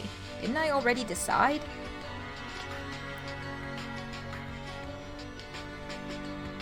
Oh, right, the narration in the first trailer. All of this could be yours. Right. I promise to be a successor, yes. I don't know. Did you? You're the one dreaming about it after all. Which must mean you're still conflicted. A dream is just the mind continuing to struggle with a question, even while the body pleads for rest. So given that I finally have your full attention, and you now appear to be rising to the occasion as a true successor, why don't we try this one last time? Try what?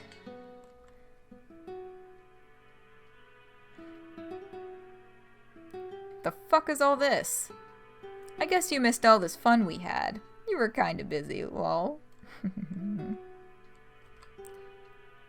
But now you're ready to unlock these. Everybody's been waiting for this moment. Well, go on. Open them. So, what is the point of this again?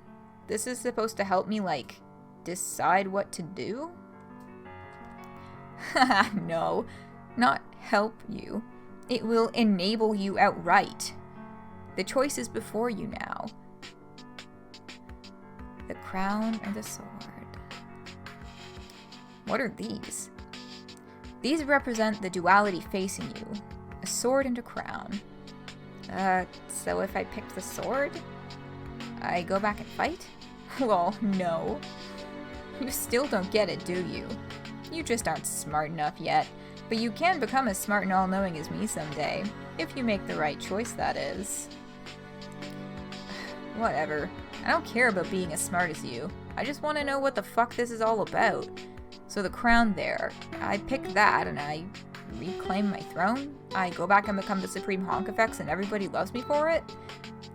Yes, the crown embodies renewed commitment to your responsibility. Finishing what you started. The glory, the infamy, the immortality, and the infinite adulation across the cosmos. All that I have mentioned and more. It can be yours again with the simple affirmation of this choice. And yet, if you look carefully, you will see it is not an ordinary crown. It is many times heavier and its edges are razor sharp. It will draw blood and press into your skull. The weight it applies to you, just as the many feet pushing on your once quaint little colony, will mostly serve to perpetually remind you of a different reality, the one where that weight could have been lifted, the reality where you chose to be free instead. So then, the sword, that represents freedom, how exactly? It's like I said, Jen, you could just be happy. You could be free of it all, dispense with the grandiose altogether. Leave the forefront of your revolution to those still stricken with a thirst for power. But never be so naive as not to understand that an abdication of this responsibility, the failure to take what you started and see it through to the bitter end, it will always carry a cost. It may not be felt right away. It may never be felt at all. But the decision to wash your hands of the blood you've spilled to come this far manifests itself as an invisible sword that will be dangling over your head for the rest of your life. And maybe this weapon will drop swiftly. There would be a certain mercy in that. Or perhaps it will remain suspended in the sky, creeping downward almost imperceptibly until the day you pass away peacefully in your bed. The point is not that it will drop. The point is that it is there, and you will always feel its presence. Such is the true peril in choosing what you perceive as freedom. God, this panel is so good. So go on. You've waited long enough. It's time to reward your patience. What will you choose? Wait, I don't know if I... Excuse me, Jen. Were you under the impression I was talking to you? You is a funny word, isn't it? A simple pronoun. They've always been so tricky, haven't they? As a clown gender individual, any pronouns may apply to you, a single person. But all the same, many people at once can fit into the single pronoun you. Just like a clown car, lol.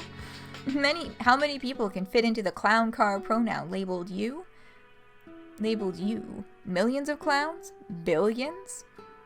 When I was saying you, I was addressing them. And now they'd all like to have their say, Jen. Who are you to deprive them of this choice? What?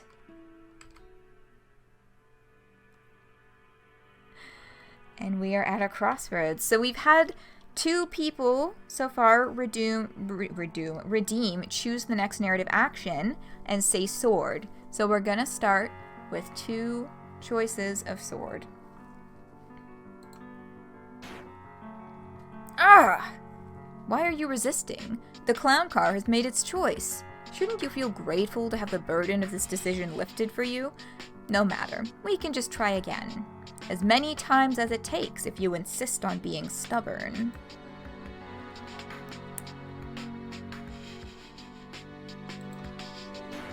Once more. Ah, what the fuck? Looks like our clowns really want to go with the sword.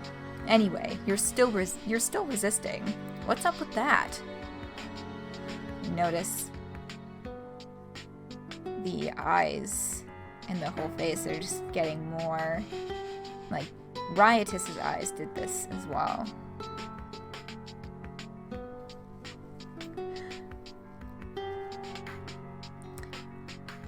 Oh, we have another 1 crown. Okay. Let's see what 1 crown does. Ah! Okay, they're switching it up now. Running with crown this time. Damn capricious clowns. Ridiculous. And yet, you still put up a fight. I don't get it. Isn't this what you wanted? Didn't you want to be a successor?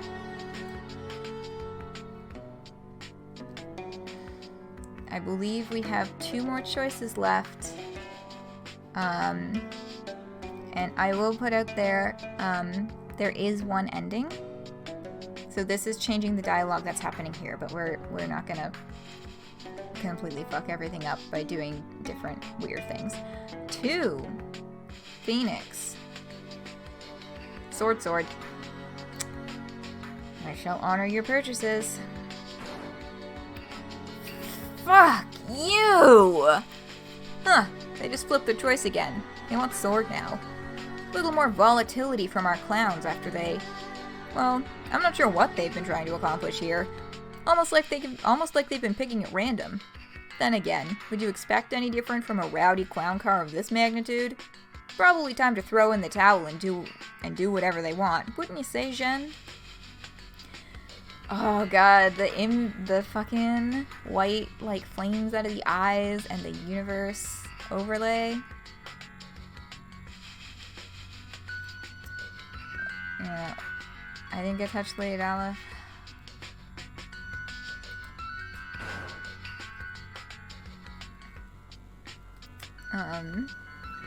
Unfortunately, if you would like to use that narrative action redemption for another story thing coming up, maybe next Homestuck reread, or maybe next Sonic, if something comes up in Sonic, but this is the end of the line for this set of choices. Stop trying to tell me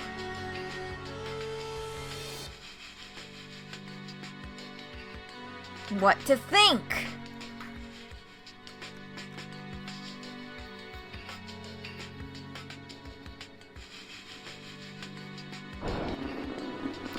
Whew.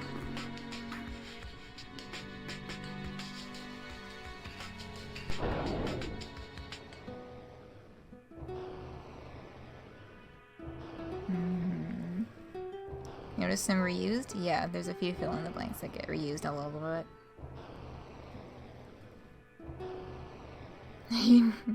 You just to watch Dragon Ball Broly. Mayhaps one day. But yeah, Successor Z is being absolutely disintegrated here on the screen.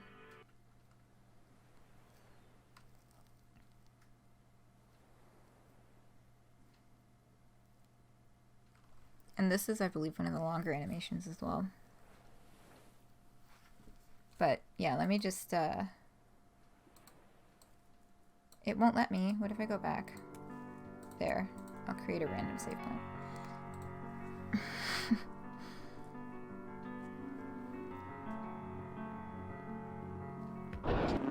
Oh, you picked all crown. I went crown, sword, crown, sword, crown. I just kept going back and forth. What, going backwards and saving? Yeah. It just wouldn't let me save because it was in the middle of an animation, I think.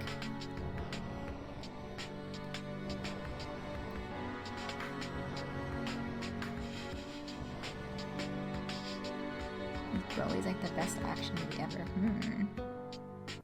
Pick crown first and then felt guilty. I was just like, when I thought there was 2 endings, I was like, I think the crown one is gonna hurt more, so I'll do that one first. And then it was like, and I was like, oh, hello. Let's see what happens if I just keep going back and forth. Hey, yeah, same rather than lucky. Yeah. But yeah, looking at the phone, the classic bluff face.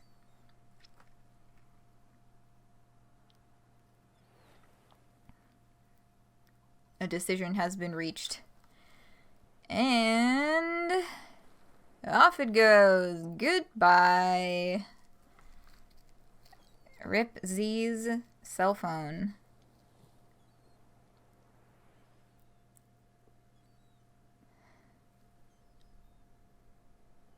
But now they're just like, huh?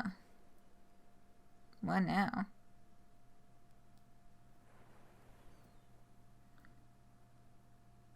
You want to test your theory on how accessible that movie is for non-fans. Interesting.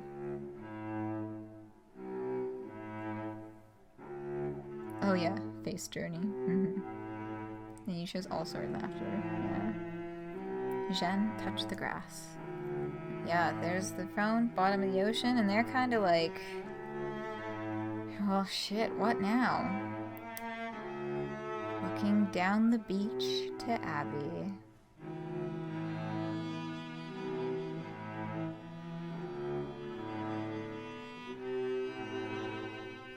And going to her.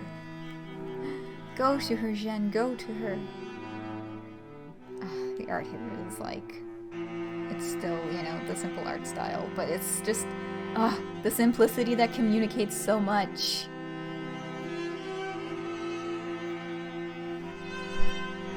Gay rights!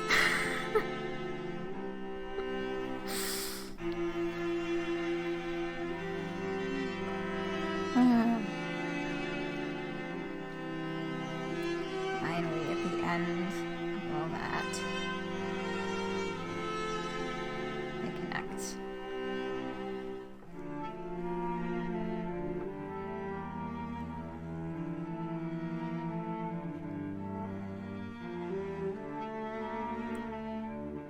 Yes, we're getting a look now at their life together moving forward. Also, Abby's roots, I just, like, I cannot be the only one who did this, but, like, I just kind of assumed comic logic and thought that her hair was, like, naturally blue. So the roots are like, oh, hello. Oh yeah, the jumping quality? Oh, yes. And they adopted a horse and named it Percy. I think that's a little morbid for me, personally. Like, I love it, but goddamn.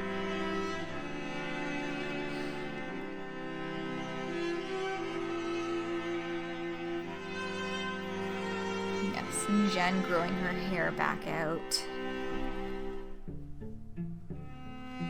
And Abby as well, the two of them. Look at all the photos on the wall, the original selfie from when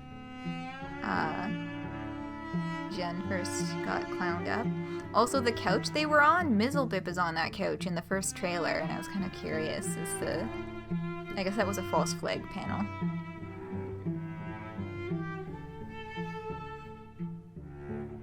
The statue was a witch.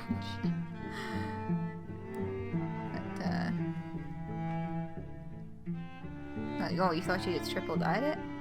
I mean, I guess that's also a possibility, but I think she should just stop dyeing her hair. Grew it out and stopped dyeing it.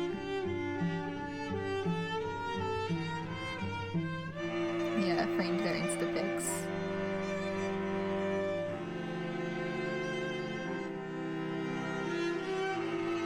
God, the quality of, like, this marriage. Yeah. Yeah, marriage is happening. Yes. And this must be where they have, landed themselves as their permanent home. And yes, there they are with the sword hanging above them in the stars, but happy.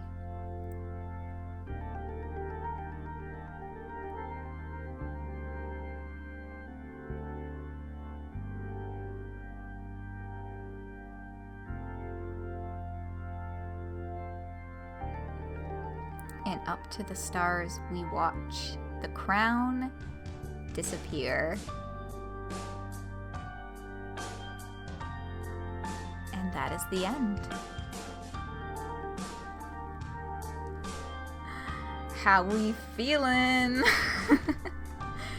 Oh right, we regret to inform you Sugarberry the 7th has been assassinated. Now it's Benedict Assnickel.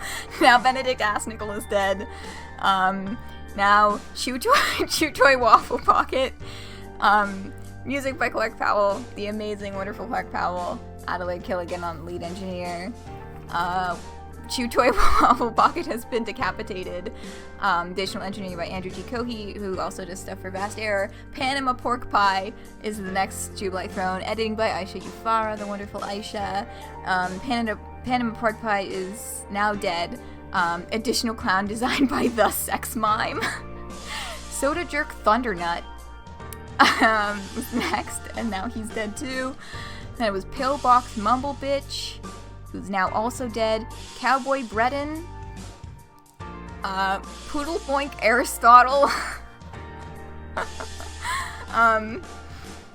Pancake Jehoshaphat. Atrocious Lorenzo. Ribbons Rigatoni.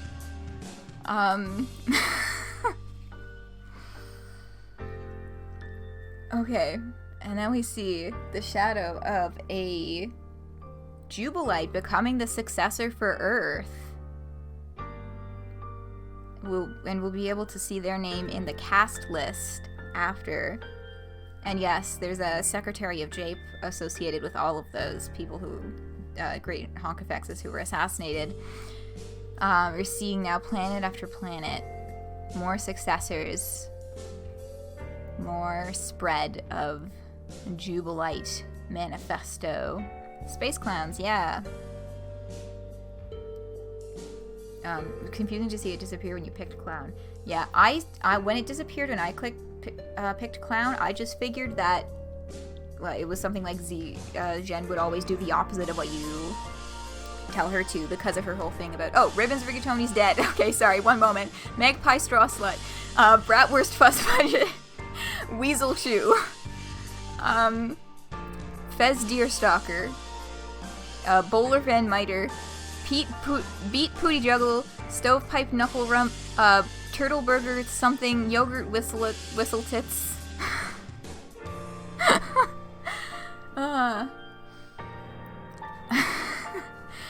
Oh, what was I saying? Right, I just figured that she would always do the opposite of what you said because of their thing where they were like, don't tell me what to do. But yes, and we come back to the sword constellation.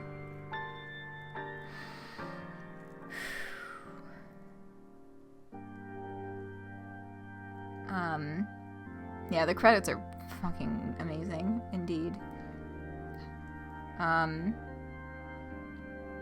Well, you mentioned pausing last time. Yeah. I'll give you all the complete musical experience, though. Pausing to admire the art. Speaking of admiring, look at the three of them happy together Abby and Jen and their horse named Percy.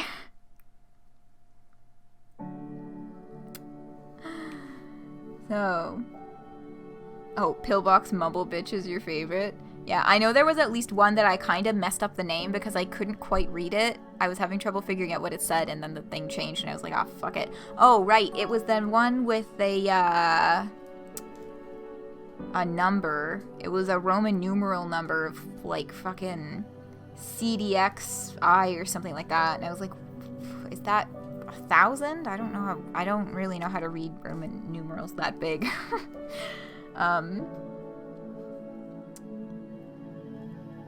Yes.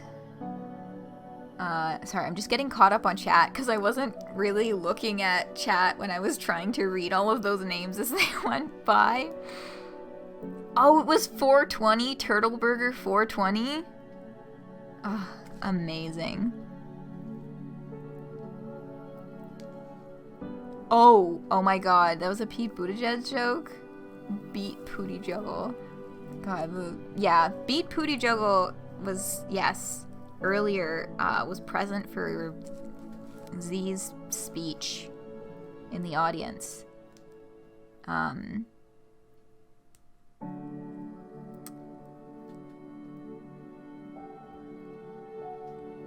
The break song.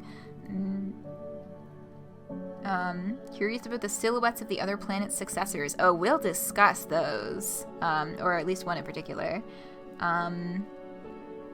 Turtleburger 420 is your second favorite. Yeah.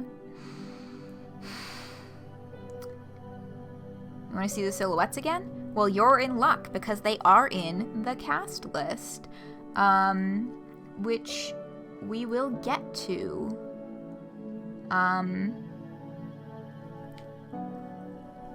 So, right now, I think I'm actually going to take 5 again. Oh, the successors remind you of the troll constellations. Oh, yeah. Syllables are all there. You didn't realize it was a Pete Buttigieg roast. Imagine being on the same island as Pete Buttigieg and Andrew Hussie. But yes, we're gonna take 5 again here.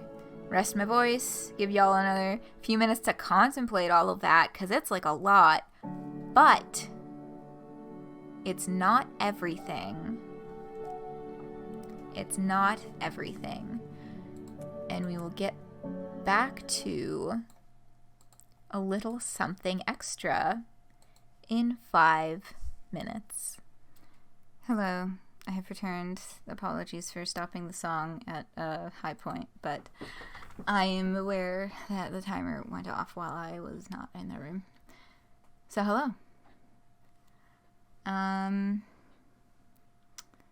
Oh, it is so good. Oh. But you know what else is so good? Let's get back into Psycholonials. Let's check here. So we set a save file up. But it's not there anymore. And instead we have this.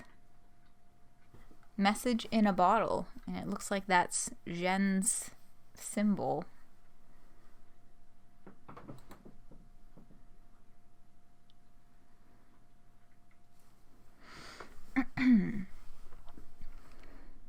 Oh, I forgot to turn the sound back on.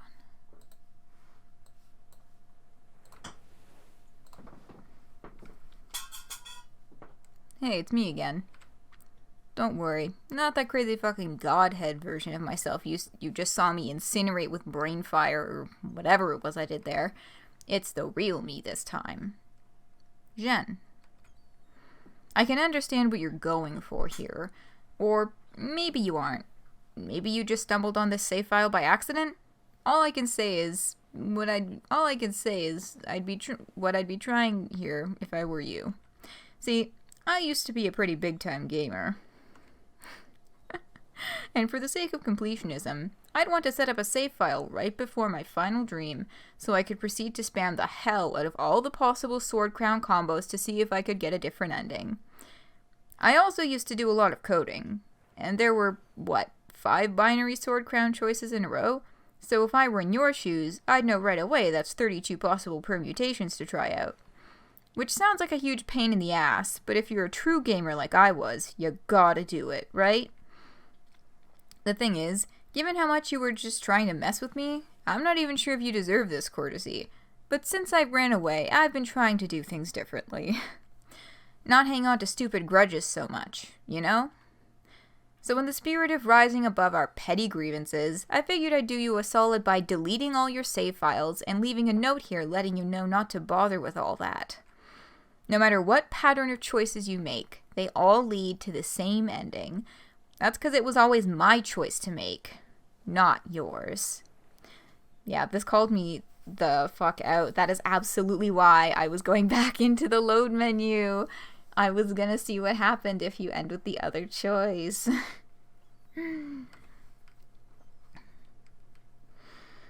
Roxy's fetch mode is right. Yes. And I was always gonna choose the sword regardless of what hoops you tried to make me jump through. For all that's been made of free will and the significance of my choices versus yours, the funny thing is, I don't think it was ever much of a choice for me at all. I honestly think the path I chose was the only one I was even capable of. I love her too much to even think about leaving her again. Oh, my heart. Then I took a blank to the blank. Yeah, I used to be a gamer, but then I took an arrow to the knee. Oy. 2009, everyone. No, that was a little later than 2009, I think. Anyway. Not to ruin the seriousness of this moment. Maybe I owe you a proper letter, as long as I'm going to the trouble of rolling up this note, shoving it in a bottle, and lobbing it in the ocean. Hard to say where it ended up. I guess that's wherever you happen to be right now, but then I'm sure all shores look the same to a bottle that's been adrift for a long time. And in a sense, all shores pretty much are the same, aren't they? They're just the places where the ocean finally decides to leave the dirt alone and benevolently allows us a little space to walk about. It always made me happy to think about the ocean. Puts me in a good mood. So in keeping with these good vibes, why don't we stretch out a little here? Give my final thoughts more breathing room. Hang on, I'm gonna do the thing where we hop over to the left side of the screen so I can put more words down at once. And there we are, on the left side of the screen. Maybe you're wondering how long it's been since that final dream I had. There's no reason to get too precise about it. Let's just say it's been years. Long enough for me to settle down a little more, reflect on what that was all about, and finally get around to writing this letter. If I did this any sooner, maybe there are a few things I'd still be too proud to admit. So I'm glad I waited. Too proud to admit what? Okay, here's one. For a few years after I got here, I felt pretty guilty about destroying America. It felt crazy for me to think that way after all my big talk, and the guilt certainly had nothing to do with changing my mind in regards to the issues I had with my old country. It's just that making a big mess and leaving a bunch of people to kill each other has a way of haunting you for a while. I checked up on the news pretty often at first, and sometimes I even cried when I read about it. But slowly I stopped checking as much and felt less guilty little by little. Eventually I lost interest in checking on it at all. I haven't read a story about the place formerly known as America in years, except a glance at a stray headline here and there. It has the exact same feeling I used to have as an American when I would catch a headline about some other foreign country where crazy shit was going down. Like, not my business, too complicated. Involving names I'm unfamiliar with and political parameters that escaped my ability to keep up with long ago. In the end, America is just another big landmass like all the others around the world. It's the same shape as it ever was, covered mostly by the same people who were there when I left, and I'm sure they're all trying to get by in much the same ways as they always were. The only thing that really changed is I erased all the imaginary fucking lines that got drawn all over the continent by a bunch of completely deranged people a couple hundred years ago. Good riddance to fake shit. So I get a funny feeling when I look at maps now. They're worthless now because nobody can update them fast enough in this global political climate. Well, watching Google Maps go through its various contortions over the years has been hilarious, actually. I've kind of adapted by imposing, like, line blindness on myself. I look at the continental US and I just ignore whatever lines the cartographers are peddling these days and focus on the shapes of the water hugging the land. The same as it ever was, and it's sort of comforting in that sense. There's that funny looking hook shape that makes up Cape Cod. Below that you have the decapitated dragon. That's how I used to see it when I was a kid. Martha's Vineyard is a dragon head. You can see it if you imagine the southwestern tip as the snout. Then its stumpy little body is Nantucket. Even when I was on the island acting like a warlord, glancing at a map would always make me laugh for this reason. There's the dead dragon again, lol. There was this crazy character who used to mutilate her stuffed dragons. Looking at those islands always reminded me of her. Terrazy fucking Pyrope! The little Terrazy Pyrope reference made me very happy.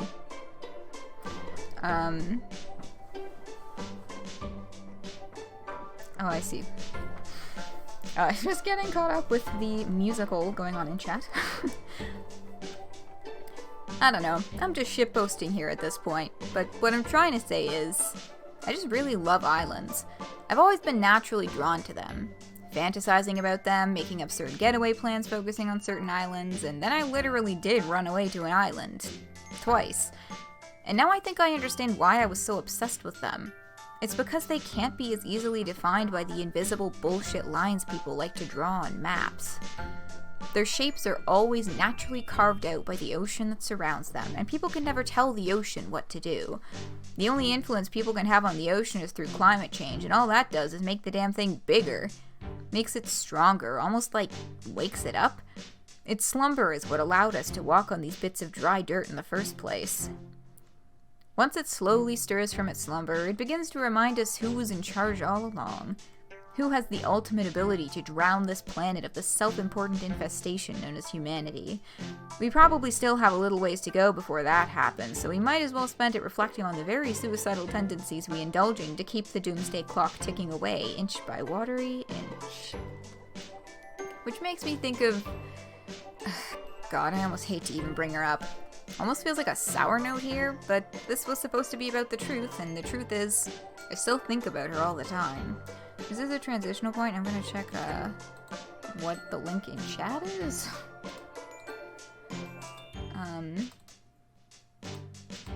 If it would load, that would be wonderful. Thanks, YouTube. Oh, the Kermit the Frog version of that song is so good. Yeah.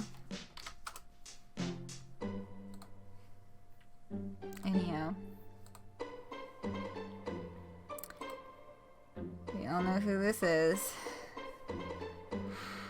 When you kill somebody while looking them in the eyes, even if they deserved it, they stick with you forever.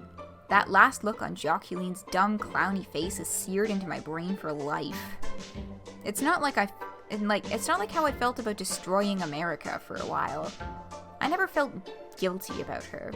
She was just pretty awful, and she had to go. But since I was her executioner, she became a part of me for good. Just like in our old fandom days, whatever garbage we read or played got soaked up by our souls and became a permanent part of our identities. She and I went way back. What? To when we were just kids mingling in the same fandoms. Except I never paid much attention to her, or cared about her at all. She was just some rando to me. There's a lot of people like that in fandom. It's not like you can be fucking besties with everybody. She kept trying to get in my face, but honestly I barely even remember this because she was just some nobody trying to make something happen with me when I just plain wasn't interested. I was like 14. I had other shit going on. School, depression, I don't know. I can't remember a single interaction we had back then. All because all her pesky shit was just that unimportant. Pardon me. Yeah, this is definitely they were both Homestucks thing. And, oh, they were Homestucks. Oh my god, they were Homestucks. Yes. But she probably didn't like the fact that I kept brushing her off. So later, while I was going through some huge life problems, she spun up some bullshit about how the bad things I said online were the height of immoral behavior. As if she could give the slightest fucking shit about virtue. It's just an easy way to run someone into the ground once you decide you don't like them. And she knew that. Everybody does, I think. But then, lo and behold, she showed up later dressed as a clown kissing my ass, as if nothing ever happened. It drives me crazy thinking about this. Not because of what a snake she was, it's more than that. It's the obsession, but even weirder, it was the fucking carelessness about how she played it. She didn't even delete her old account before going undercover. Then she's all strutting around in front of me, taking off her coat, showing off her tattoo. I think on some level she wanted me to know. Wanted to be like, I'm back, bitch.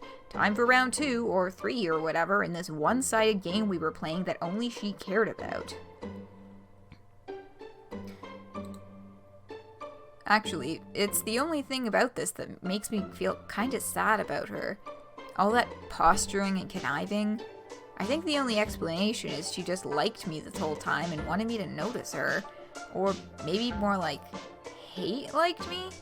Bear in mind the fandoms we used to roll in were pretty whack and gave us all some weird ideas about human interaction and romance. And that's a direct jab at quadrants. And the most fucked up thing about this is I kinda get it.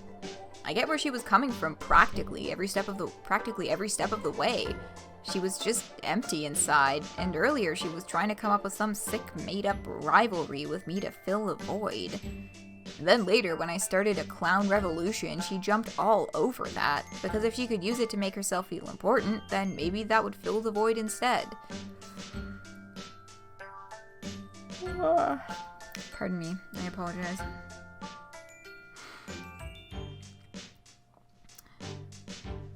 Is she unique in this way? Hell no. We're all the same. We're all empty inside, grasping for ways to make ourselves whole, and I was too. Remember at the beginning when I was drunk and depressed in my apartment, wondering what I was about? It's the same shit she was probably going through. She coped with these demented phony persecution campaigns, and I coped with, well, you saw how that all went. Literally everybody is doing this, and you can never tell them that's what they're doing. They'll deny it with their dying breath, and I would have too if you tried to come at me while I was in full psycho mode. Everybody's got their cover story to deflect an honest attempt to penetrate the layers of bullshit. Actually, it's about advocating for a higher standard of virtue in the media we consume. Alright, whatever you say, pal. Actually, it's about ethics in game journalism. Sure, man, that totally makes a ton of sense. Actually, it's about holding certain individuals accountable for their previously problematic behavior. Oh, for sure, nothing sus about that at all. Actually, it's all about the pride I have for my nation. Right, never heard that one before. It's definitely not an idea that's repeatedly led to insanely bad problems or anything, so keep having fun with that. The sad thing is, it's the harder you bang on the table and insist your cover stories are the real reason why you're tripping on some preposterous shit, the flimsier they appear to everybody watching. After a while, people catch on that you're mostly trying to convince yourself with the cover story, and others not so much. You've just got so much invested in believing you bought into all this shit for the reasons you're saying you are, and not for the sake of filling the void inside you. Because if you were forced to admit that, the void would open right back up, and there it is again, all that pain and existential misery. Can't let that happen, right? So sometimes we even aid and abet each other in keeping our mutual bullshit cycle spinning, like a sick kind of treaty. You don't call my bullshit if I don't call yours. Because then where would we be? Are you nodding along with all this very wisely? Well, I should hope the fuck so, because it's all true as shit. But maybe you're then wondering, okay, sounds cool and all, Jen, but what's the actual answer? How do you put a stop to this? How do you kill your own cover stories and fill the void with something better? I'm not that good at coming up with solutions. It's more like my skill is identifying problems and then destroying them utterly. Like what I did to America. But was that a solution? I don't know, probably not. So I can say a few things that might fuck you up forever, but don't hold your breath waiting for me to give you one neat trick that finally unfucks your Humpty Dumpty ass back together again.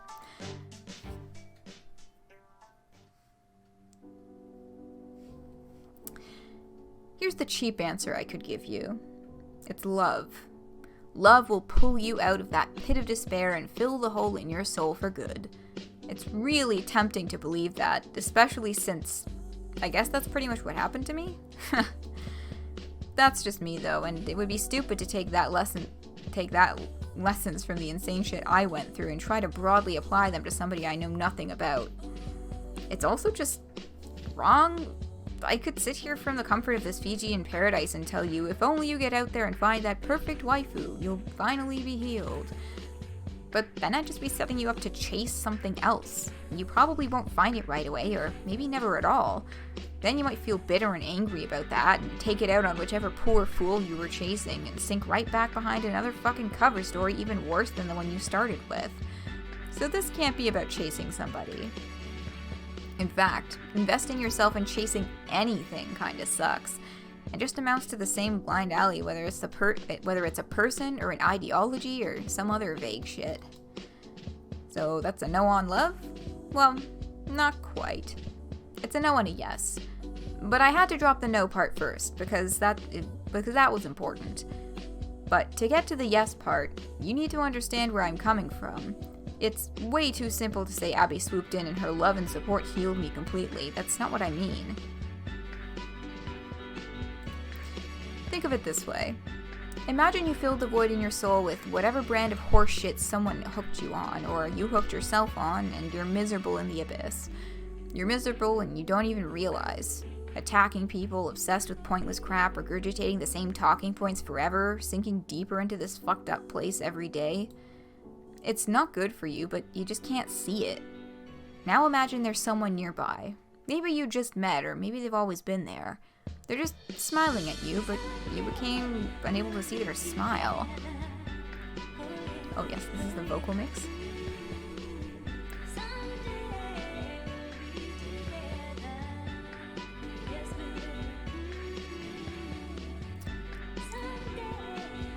You took it for granted because it was always just there. They can see what you're putting yourself through, but you can't. Now imagine they jumped into the abyss with you and tried to pull you out. They do it at enormous cost to themselves, and you return the favor by fighting them at every turn. But they just keep trying, and there's no reward for them at all except getting to see you become a happier person. If that isn't love, then I don't think love exists. So back to the sort of generic question I asked, is love the answer? The no part is obvious, but the yes part is kind of subtle. You can't go chasing love to cure yourself, and yet I still think it's an essential ingredient for getting better. Maybe the trick is to realize it's not in as short supply as you think. People who want to see you do better and be happy are everywhere. If you keep shutting them all out by parroting your cover stories over and over, you'll swear they don't exist too, just like I used to. Does that mean Abby totally healed me? That's complicated too. Some things are just a part of me that will never disappear. Joculine's shocked face, stuff that happened with my parents, the aerial view of an entire nation on fire because of one little speech I gave. So I'll never be healed. That's just the wrong word. Mainly it just feels so good that somebody cares about me this much. I feel so good all the time, every day. I'm never in a bad mood anymore. It's kind of crazy. Sometimes I wonder if someone like me even deserves to feel this good, but I don't even care if I don't. When I'm happy, she's happy, and that's what makes it worth it to try to stay this way. For the first few years we lived here, every night I could swear I saw a sword in the sky. You know, like a little constellation of stars shaped like a sword pointing right down at me. It bugged me, always made me think of the choice I made. But after a while, I'd look up at the same part of the sky and I couldn't see it anymore. I'd strained to see it, but it just wasn't there. It's not like the stars disappeared or anything, or rearranged themselves. It was more like my mind couldn't bring itself to do whatever it was doing to trick me into seeing it. Then, kinda like the illusion of America itself, I started forgetting I could ever see it at all. So when my godhead dream self was ranting all menacingly about choosing the sword, I was like, oh, watch out for being happy because it might come back to haunt you. Lol, what a load of shit. What's gonna happen to me? I'm gonna die? Of course I'm gonna die. I'll die of old age or some other shit before that, which is the reality everybody lives with. It doesn't matter. I made the right choice, and I'm not scared of anything as long as I'm with her. We have a good life here, and I will enjoy it for however long we get to have it. Our horse Percy grew up to be so strong and beautiful, and we love him dearly. For a while we started wondering about adopting a kid, but they still don't let you do that here. That's fine though, because we decided a big beautiful horse is more than enough family for everybody. I'm gonna get going now. It's been fun in a sort of lopsided way. You could see me, but I couldn't see you. You got to obsess over me, got to fuck with my head by trying to insist your decisions for my life are better than mine somehow. I'm not mad at all though, and honestly, I appreciate all the simping you've done. I'm very impressed. But it's my final wish for you that the moment I disappear from your life, you'll begin to realize that once I'm gone, the only person left to impress will be yourself. Peace. Kiss emoji. Jen.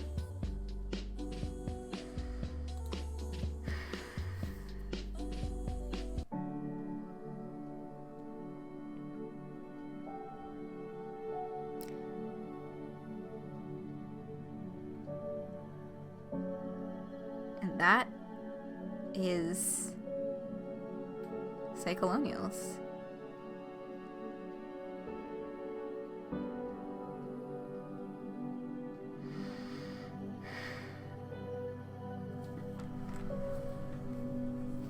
Y'all, what's up, Phoenix? What's the y'all?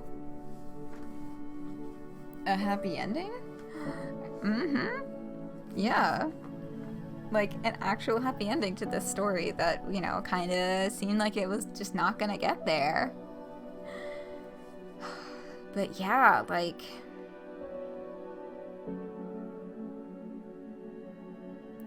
that epilogue letter is a lot, and it makes some good points, for sure.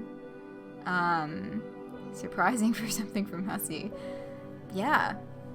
But,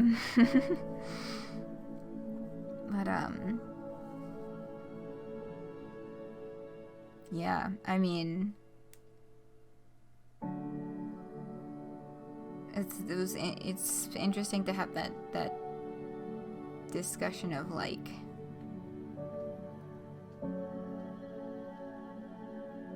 love is the answer versus not really, and like trying to find that balance of like, yeah, like having human connections with people who love and support you is like, it's so fucking important, but like it's not gonna solve everything, right? The noping out of the war, aka the assumed plot of Psycholonials, is similar to how Hussie's talked about suburb lore being a fake plot in Homestuck. Yeah, and I mean, is this, would this be the right moment for it? I had like a kind of Twitter thread that I appreciated,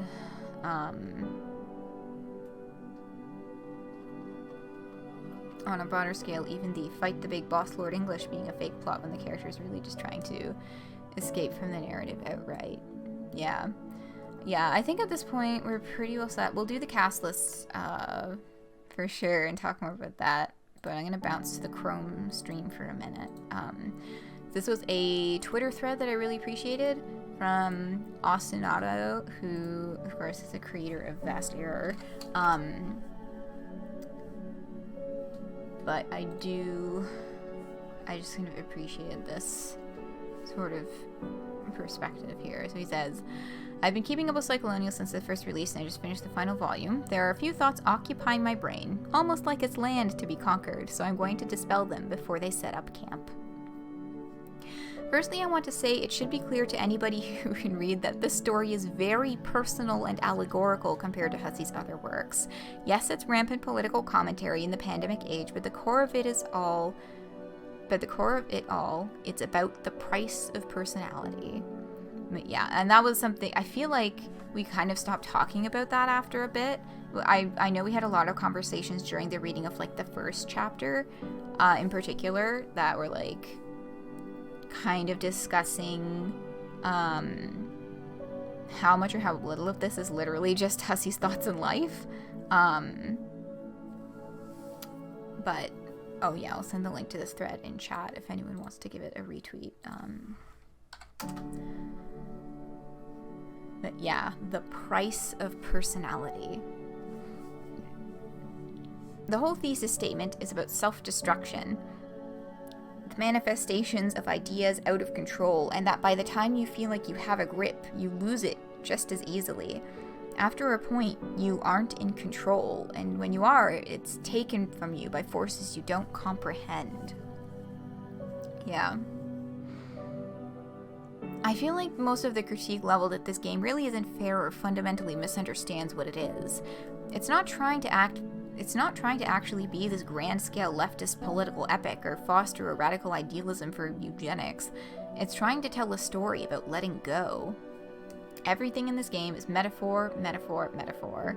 The reason why it doesn't focus heavily on the inner workings of Zhen's plots is because they don't matter. It's about effects, not cause. It values emotion over rationale. And that is why your comments, Triangle, reminded me of, like, you know, creating a transitional point for this thread. Because, you know, drawing back to Homestuck, right? The Spurb stuff being the fake plot and not really getting as much focus. Or, you know, the fight the big boss Lord English thing being, you know, the cover for them just trying to escape the narrative outright.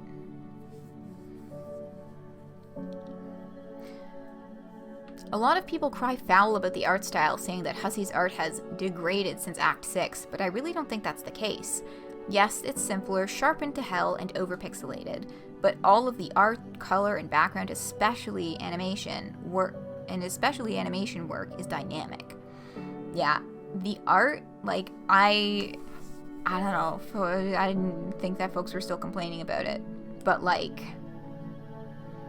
the art in this game has been wonderful and served the purposes of the story very, very well. And yeah, I mean, the selection of examples here. This, of course, this is the panel that I used for the YouTube thumbnail for the first chapter of Psycholonials, because this is so gorgeous and impactful. Yeah, the silhouetted art of Ring 3 the chapter before we meet them. All of the panels from Z's speech at the end of chapter 8 were amazing. You know, and like this that we just finished looking at is just phenomenal. Like, I can't, you know, whoever is quoting saying that they think the art style has degraded, no, it has not degraded. Hussie has refined it. And refined it to a point where, you know, they're using its varying qualities to really excellently emphasize the narrative and, you know, and the conversational, the dialogue, all of it.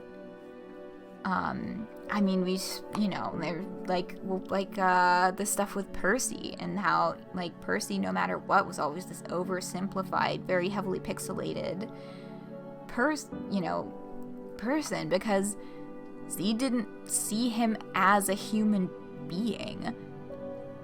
And then, that split-second moment when he gets shot, and he's suddenly in the same art style as Z.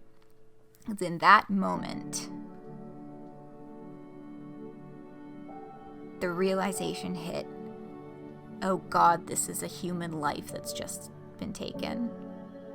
Like, so good. And like using JPEG artifacts and to show intensity of emotion and degradation, and just, you know, using sharpness versus pixelatedness to also display intensity emotion. Like, this is not an art style degraded. This is an art style refined and sharpened into a beautiful, beautiful blade. Anyway. I'm just very passionate that this is an art style that can be incredibly powerful. And in Psycholonial, it is. It's used excellently. The little flourish of the quality degrading to show intense emotion, yeah. Very obvious good art to me after a couple chapters made it clear what's going on, yeah. The de-Persification. Real talk, love the analysis of Percy's art style. But yeah, that scene just like hit really hard. Yeah, and Percy also never got a text color.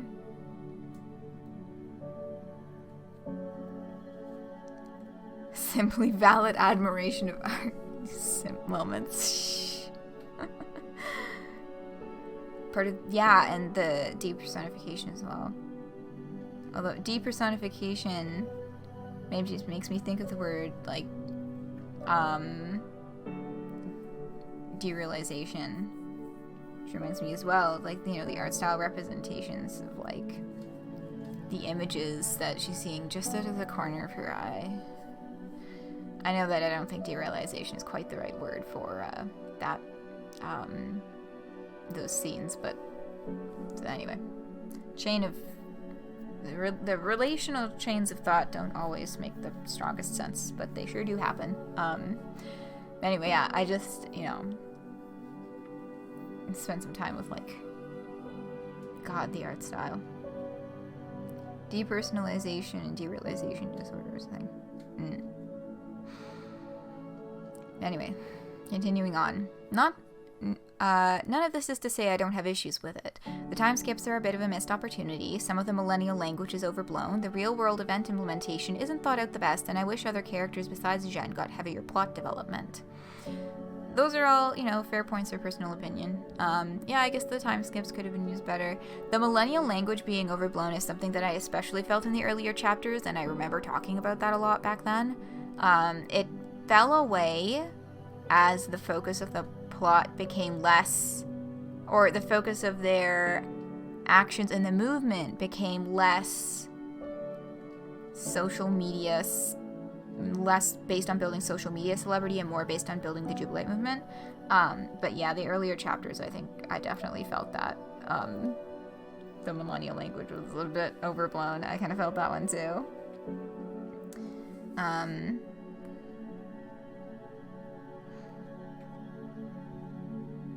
Definitely related concepts. Largely a symptom or side effect of other things. Yeah. For sure.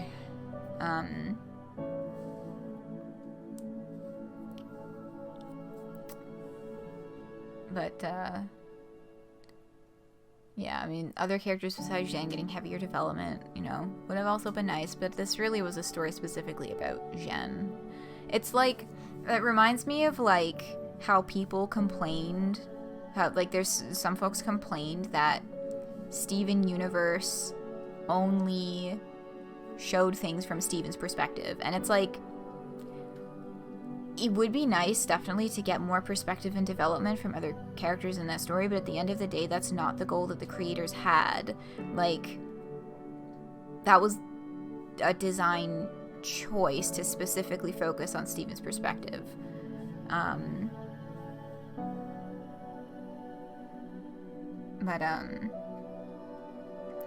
But you feel there's too much acceleration of plot pace once you hit chapter 5? Yeah. Yeah, I mean, in terms of story pace, I mean, like, we've all been consuming it, or at least, you know, I guess I shouldn't really speak for myself. I have been consuming it along the release schedule, which is week by week, sometimes with 2 weeks in between, which kind of, it sort of alleviates pacing issues by the fact that, like, there's real world time in between chapters, and I can definitely see how things would feel rushed reading them in a more archival manner.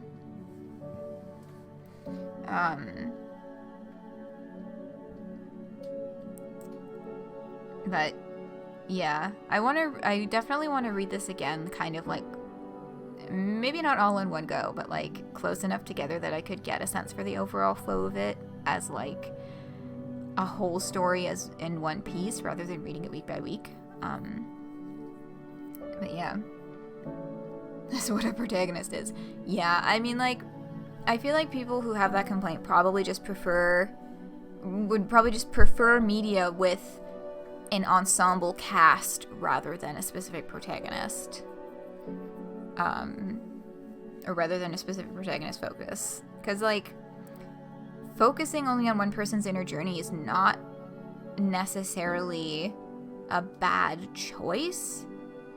You know, it's a choice. It's a design choice. And if someone has a preference for ensemble cast media, then, you know, that makes sense. And, you know, and even then there's nothing wrong with wanting to hear a little more from side characters and more protagonist-based media if they're just like, wow, they wrote these side characters well, wish I could actually get to know them more. Totally fair feeling. We got that short section where we had Abby's perspective in the beginning when it was her character introduction, and I guess that kind of gave me the impression we'd keep going back to that, but we never came back to her perspective, and I think that would have been interesting as well, for sure. Acceleration made it feel like you were experiencing the panicked escalation of things in the same visceral way that Jeanne was, like things are slipping us uphill too fast. It was the intended effect. Yeah, that's a good point. I feel like that, you know, would have been for sure the intended effect there. Because, like, yeah, it definitely, every chapter felt like the stakes were amplified in every chapter way more than I was expecting they would be. I mean, obviously by a certain point you get a certain number of chapters and it's like you're kind of like bracing yourself, like, you know what's gonna happen. You know, there's something wild is gonna happen again. But yeah, it definitely took really extreme leaps with every chapter. Generally, serial storytelling has a problem with being paced too slow. That's true. But yeah, the time skips, the millennial language. Yeah, the real world event implementation is not so much realistic.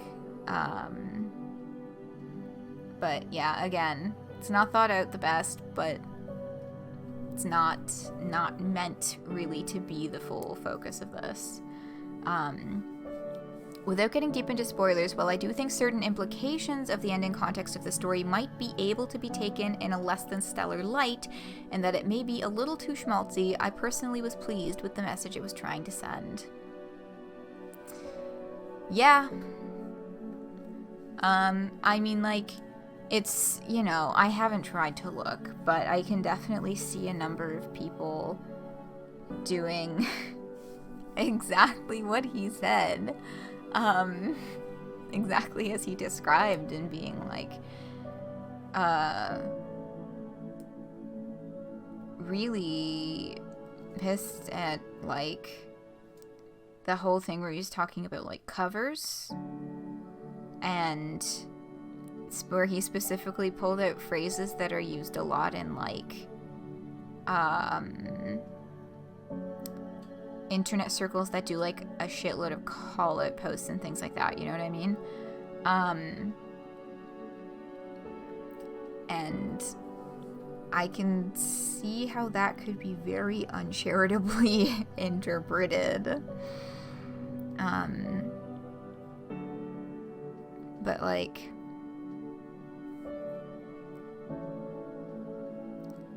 yeah, that's, I feel like, you know, what he was really getting at with that particular section was not like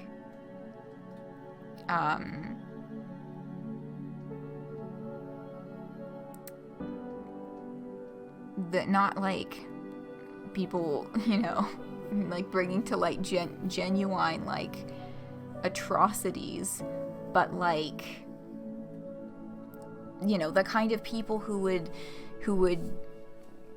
dig up someone's like shit that they did on the internet like 20 years ago that they no longer stand by and have actively denounced, and be like, look at this terrible person, you know, we need to bring them to justice. And it's like,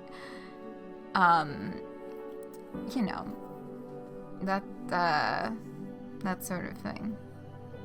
Hussie called out all antis of everything with a carpet bombing that left no room for discrimination between what was being antied, because all their arguments are the same. But yeah, I mean, like, it's true. It's you know, a lot of folks who get like so deep into doing this kind of stuff online, it's to fill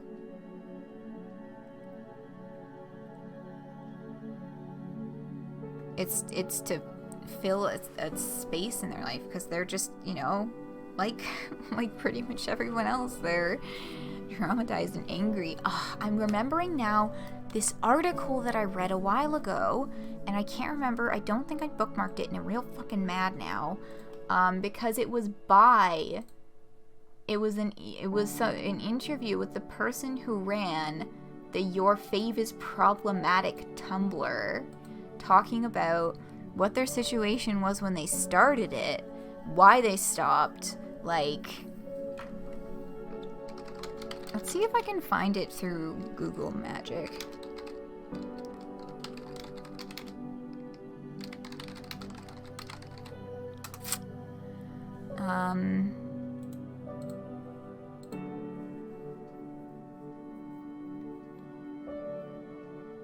Well, the first result was different. It's for an article. It's an article about a guy the person who created This Is White Privilege, the Tumblr.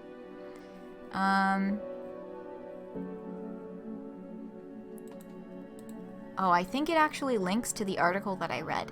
It does. It links to the article that I read. So I'll link to the one that I actually read, because I can verify that it's an interesting article.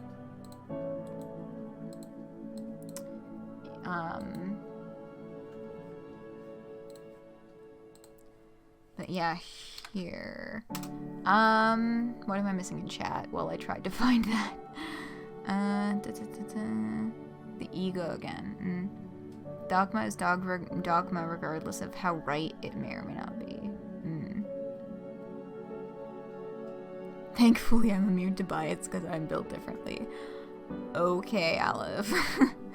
But anyway, yeah, if I just... Yeah, let me see if I can bring that up on screen and find a few things in it.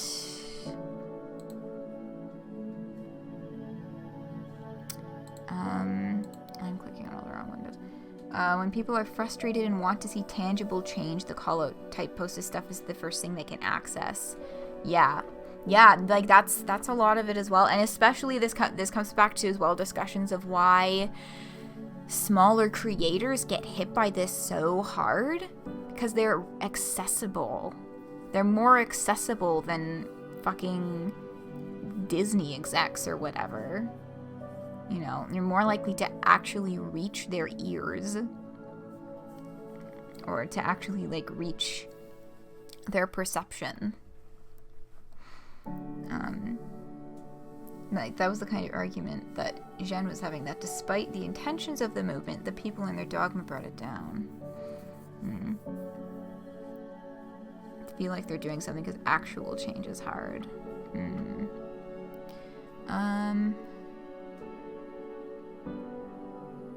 Let's see.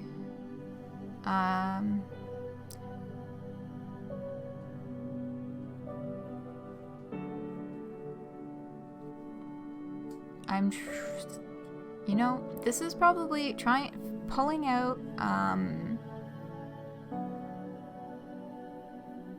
the specific relevant quotes of this would probably take a little bit longer than, it should. By which I mean it would be a lot of me sitting here in silence scanning the article, and that's not very interesting to watch. But my year of grief and cancellation, essentially she's talking about the really difficult time that she was having in her life that was like a huge catalyst for doing all of that, like, you know, your favorite's problematic and that. And this is a current article. This is February 25th, 2021. So did I put that in my document? I didn't. So definitely give that a read if you have the time. Anyway, I didn't get quite to the conclusion of this, so I'll try and get there now. Hussie's whole thesis here is beautiful. Not just the proclamation of true, not even romantic love being so important, but also the argument about being healthier and coming to a step out of call-out culture. Mm-hmm. I saw a screenshot, someone posted a screenshot in a server I'm in, of someone who said that, like, the conclusion to Psycholonials made them decide to delete their Twitter. And, like, yes, Godspeed. And I will stretch, thank you. I do need that right now. I'm slouching. I'll finish reading these last two tweets, then we can keep kind of generally discussing. Psycholonials, for better and for worse, is unable to be removed from the, well, psychosis of Andrew Hussie. It's the visual novel equivalent of a vent post 12 years in the making, and it cycles through anger, frustration, confusion, and at times pathos like it's cheap clown candy. Your mileage may vary, but I'm happy we got an intimate, non-Homestuck work from Hussie that has a chance to speak its mind. I would recommend it if you create media and hate creating media, or suffer online. Now, if you'll excuse me, I have a Jubilite Sona to make. Hate how the term cancelled has been watered down by large media figures facing mild criticism for the things that they're doing. Cancellation refers to like 60 different things now. Exactly. Right? Like, it's, or the term cancel culture is it means something entirely different depending on who you're talking to. It just, it doesn't have a meaning anymore. I hate a hard thing for you to process because you always feel its validity in some way, but how do you call out culture without sounding like a boomer? I mean, I think Psycholonials did an okay job with that.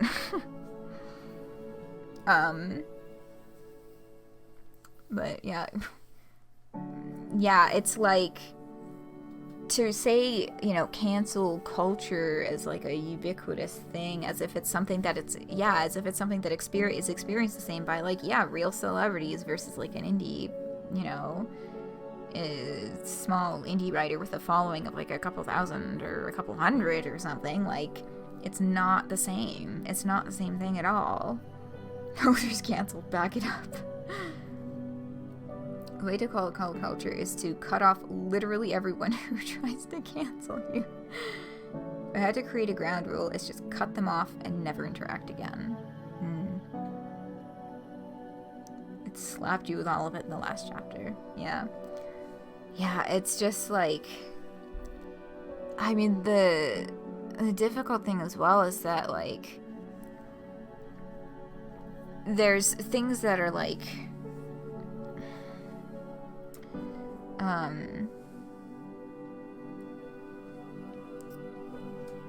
it's like maybe even the thing that is, being brought up is like worthy of discussion and worthy of being addressed, but when it gets like, I don't know, when it gets blown out of proportion, it becomes really difficult to, like, process properly. You know what I mean? Circles back to life advice about keeping people who make you happy in your circles. Situational ways to deal with it, but not interacting with people whose minds can't be changed. Healthy for you because holy shit, you don't need that in your life. It's healthy for them because you can't do whatever is harming them. Yeah, I think not interacting with people whose minds can't be changed. Yeah.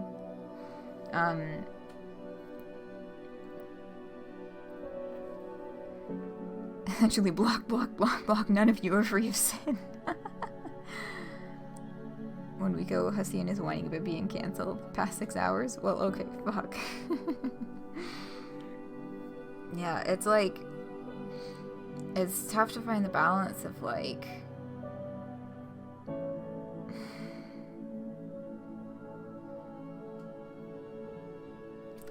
you don't want to put yourself in an echo chamber, right? Like, that's the other thing, is that, like,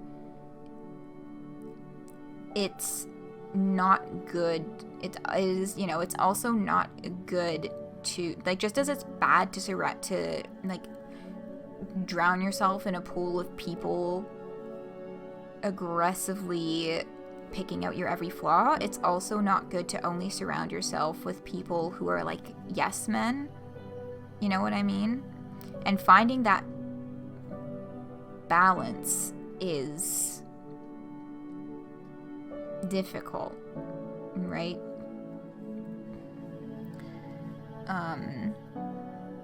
Don't waste your time with people who don't deserve it. Yeah.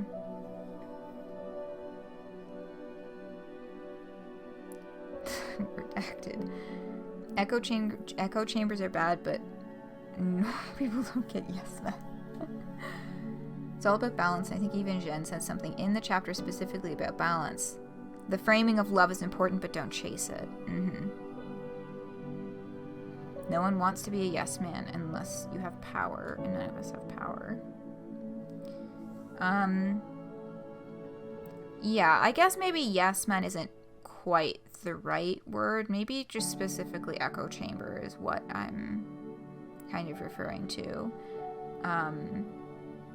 Because what's it called? Yeah. Anyway, like, people who will, you know, not be an echo chamber, but will be respectful and have your best interest in mind in disagreements. People who will, if you do something questionable, people who will, like, not call you out to cancel you, but call you out with love. I guess is a way to put it.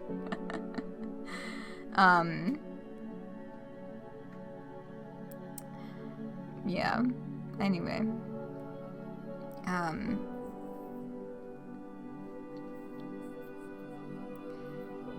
Anyhow, that is what I was referring to. So this has been an extended discussion of a Twitter thread, which I have linked below.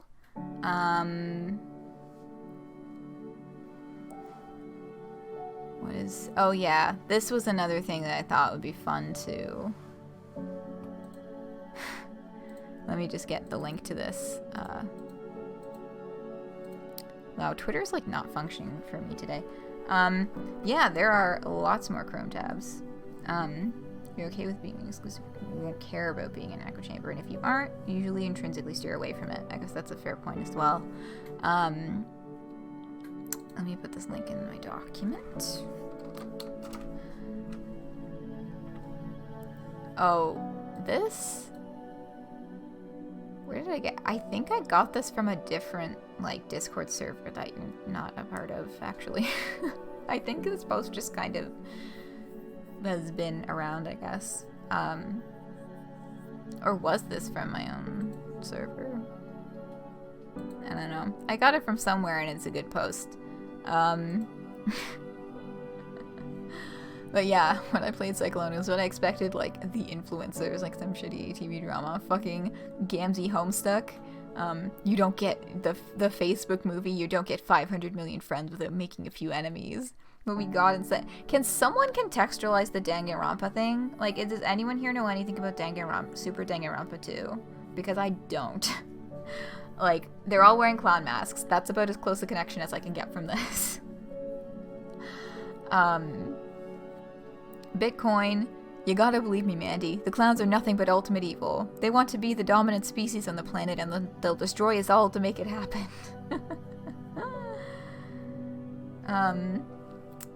Oh yeah, coronavirus, COVID-19 has got me down. I'm so bored and sad. Yeah, the fucking Seifuku with the yaoi paddle. BoJack Horseman staring at himself in the mirror. What if I told you it's just a prank, bro? Fucking pranks us. Oh, there's a group of mischief makers. Got it. Yeah, get Monkey up in the middle there. Kids in late teens learning how to come out of toxic, petty friend circles who thrive on literal gossip. Who've seen it IRL with friends a bit younger than you. Yeah.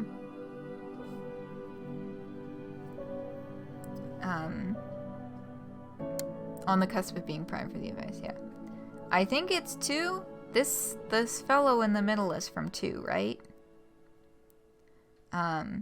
If it's 2, they literally destroy the world. If it's 3, they are just silly clowns.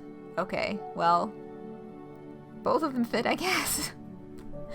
Oh, and the Samurai Jack. If anyone has more context for the Samurai Jack, I just know that it's Samurai Jack. The Revolver Ocelot meme, because of the spinning guns. Emoji Movie, Crazy Happy. It was my brother who pointed out that this could be a double one here with, you know, the communicating in emojis representing Nizzlebip and the Crazy Happy. Because my first thought was that this was Joculine with a huge smile. But he was like, oh, communicating in emojis, Nizzlebip. And I was like, yeah.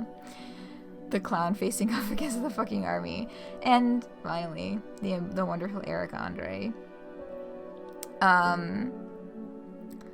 Yeah, I can't read it and I can't remember the quote. You know, it's the one about, do you think you utilize girl power to fuck people over?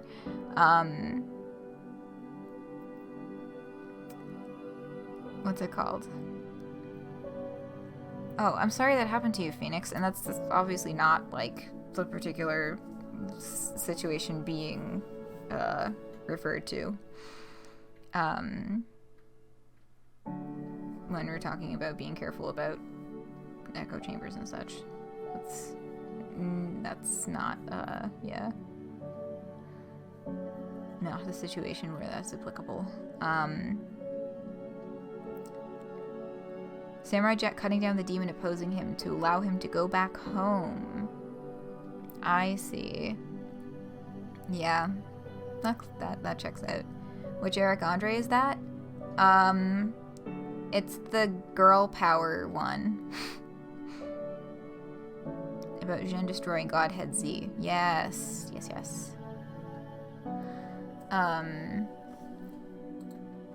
But yeah, this, like, Twitter page is acting weird. But anyway, that's that. The Steam page, the website. Okay. I think that's all stuff we can come back to later. Let's do the cast page now. Because it has been updated with all of the successors to the Supreme Honk effects. Like, look at their whole, Through watching these streams closely, you may uncover my dark backstory.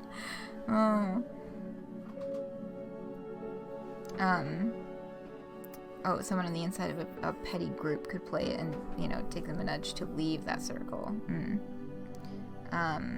Literally a bit in Samurai Jack where Jack had to fight off his inner self, so I don't know. It's not that. Did she utilize girl power to fund death squads? Yeah, that was the one. But, yeah, so good, so good. Here is the successors to the Supreme Honk effects in beautiful detail that will not disappear in a second, as some of the credits images did. Mizzlebip, of course, followed by Professor Chucklefuck and Sugarberry the Seventh. And then we get, the first one that appeared in the credits, Benedict Assnickel. And you can see they're all wearing the gun belt. We explore a little further down. We get Chew Toy Waffle Pocket, Panama Pork Pie, Soda Jerk Thundernut, and Pillbox Mumblebitch. Coveted holster. Wait, which one are you applying Clown Pastel Goth Mommy GF to? Because that's like a hell of a sentence. Or like a hell of a title. Sugarberry?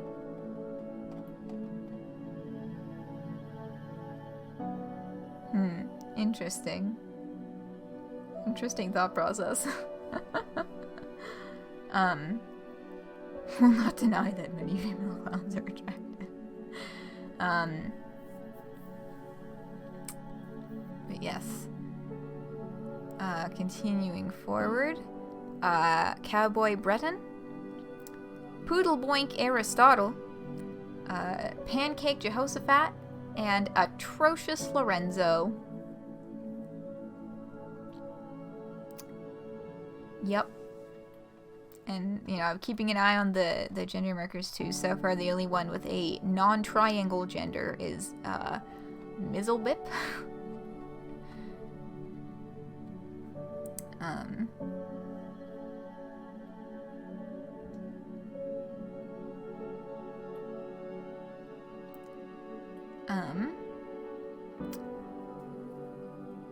We got Ribbons Rigatoni, which, loving the hairdo. Magpie Straw Slut, Bratwurst Fuss Budget, and Weasel Shoe, who looks like they came out of fucking Problem Sleuth.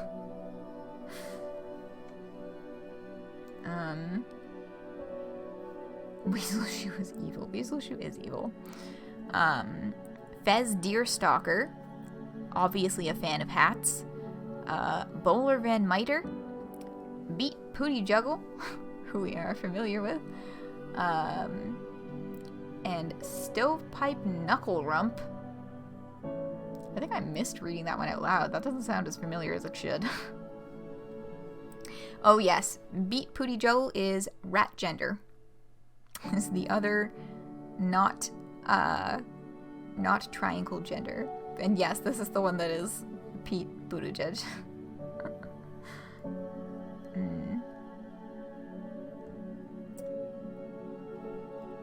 And then of course we have here Turtle Burger 420. And Yogurt Whistle Tits. And that is all of the successors to Supreme Honk effects. Now, successor to the Secretary of Jape, we have the first is not applicable because that was when Mizzlebip was the Supreme Honk effects. It's 2:30 in the morning. But I'll go over the names and then we'll go over some fun facts about this section. So we got Maximilian Trashbag, Lilu Peapod, Q-Tip McChicken,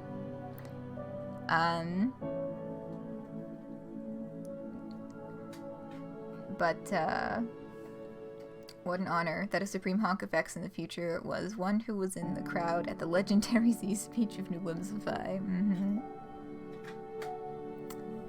But, I'm getting there, Aleph. Aleph, I was gonna get there eventually. I had a whole thing planned and everything. But fine, I'll just do it now. So yeah, as we go down the list, you'll see that every single one is pleading face emoji gender and has the same build. And if we hop back over to this tab here in sorry, I'm just getting everything ready.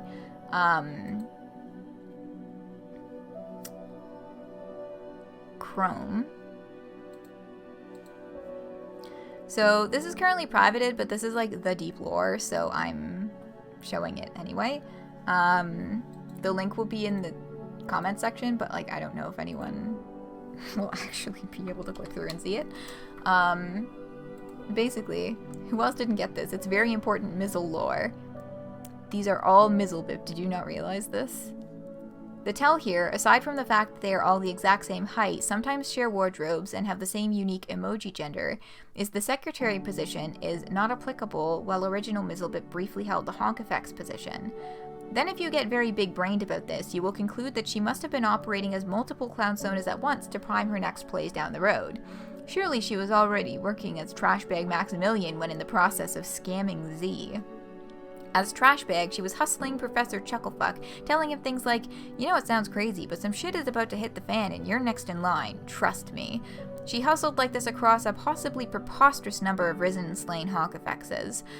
I like to think some she was very fond of and allowed them to rule for months. Others she probably only gave a few hours to live, like Beat Pooty Juggle. Anyway, that's all the Mizzle lore I've got. The rest you have to make up yourself. So, you know, this isn't just word of God, you know, he hiding his thought process on a tweet. This is like, the evidence is in this story. The proof is in the pudding. Like, it's there. He's not pulling this out of nowhere. So if we jump back to Psycholonials, with that in mind, let's look at the successors to the Secretary of Jape, because they all have wonderful names as well. Refuses to accept your follow request. Yeah, you just gotta, like, be on it whenever he does something new and stupid on Twitter, I guess. Unfortunately, I feel like because this is becoming a detectable pattern, it's probably never gonna happen again. But fingers crossed for like one more time, because that was, he privated the account and started talking to people on that account, talking to people in their replies on the day that Psycholonials came out, which is what he also did on 413 with the Troubled Cosmos accounts. The deluxe account is still private. But yeah. Oh yeah, there's one called Ms. Dandelion. Like, that's a little close, even, you know, a little bit. Yeah. Didn't know about this account? Yeah, you gotta really keep an eye out for when he does shit like this. Sometimes the same wardrobe. I also didn't realize, but I guess now that I'm looking, I'm seeing these two hats are the exact same hat in different colors. For example. Or these two, Lilu Peapod and Q-Tip McChicken, have the exact same shoes.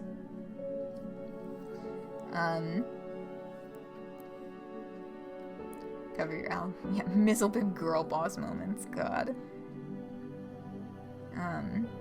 Didn't follow before the law. Can purveyor knowledge, deepest knowledge. In shared, I simply want to know what exists forever. Proud you got in? Yeah, me too. You got the Patreon? Yeah, I'm in there too. Oh, you've documented those. Interesting. How do I think Mizzlebip faked her death? Ooh, good question. Measlebean and Modelbib, both very close. Later down the line. We'll get to those ones. Measlebean is right there. We haven't got to the other one yet. The one anime Hussie watched. Lychee. Right. I guess I'll go down. We got Lychee Weeaboo, Jalopy Popinjay, Measlebean, and Ms. Dandelion. Oh, the socks are the same between Lychee Weeaboo and Jalopy Popinjay. Yeah, how would Mizzlepip have faked her death so many times? Like, damn. That is a lot. That's dedication. I'm noticing a lot of similar makeup colors coming up as well between the different Clownsonas as another kind of point of consideration, you know, just like the one face paint palette. Continuing forward, Hopscotch Vaporwave, Finch Farfall, Bay PlayStation, and Marble Barn. Marble Barn is like skirting close to skirting close. You know what I mean? It's like 1 degree move, but it's kind of almost there.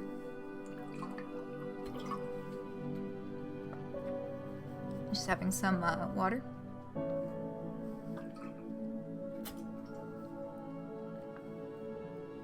You only gotta fake your death once. No, but like, to become all of these successive secretaries of Jape, right? I guess they didn't all have to die, just necessarily just disappear.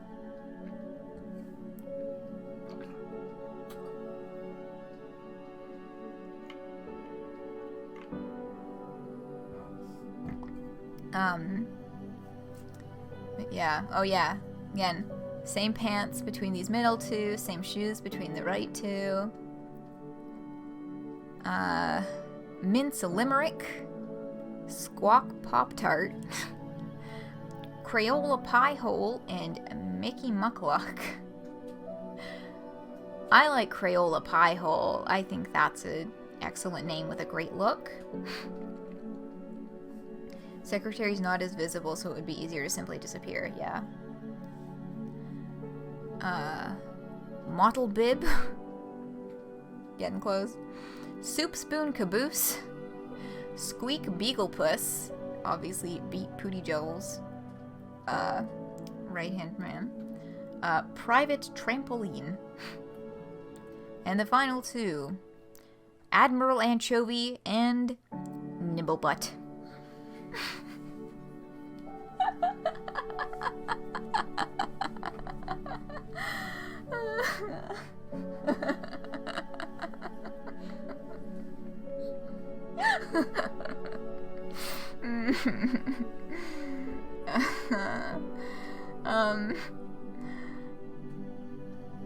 Constantly looking for her original name, never be able to take it again. The tragedy of Ms.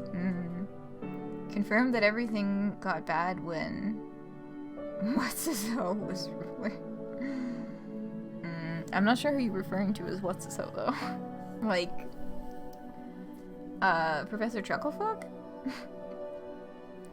God, to use that as a name unironically. Holy shit. Squeak is adorable. Squeak is adorable. A name hoarder? Yeah. This has been banned 7 times as many as me.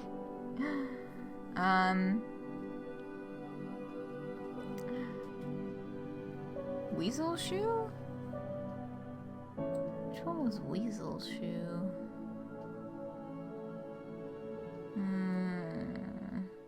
Were you referring to... Oh, this one.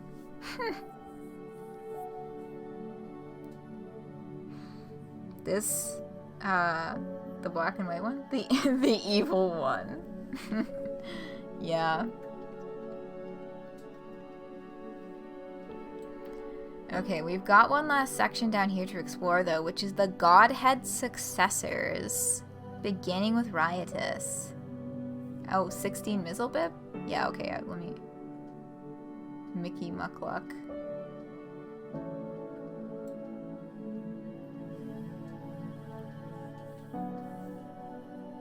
Evil Mizzlebib. That is Evil Mizzlebib, yes. Everything was gray. Yeah. Evil Morty. God. Yeah, and the like military style attire is also not great.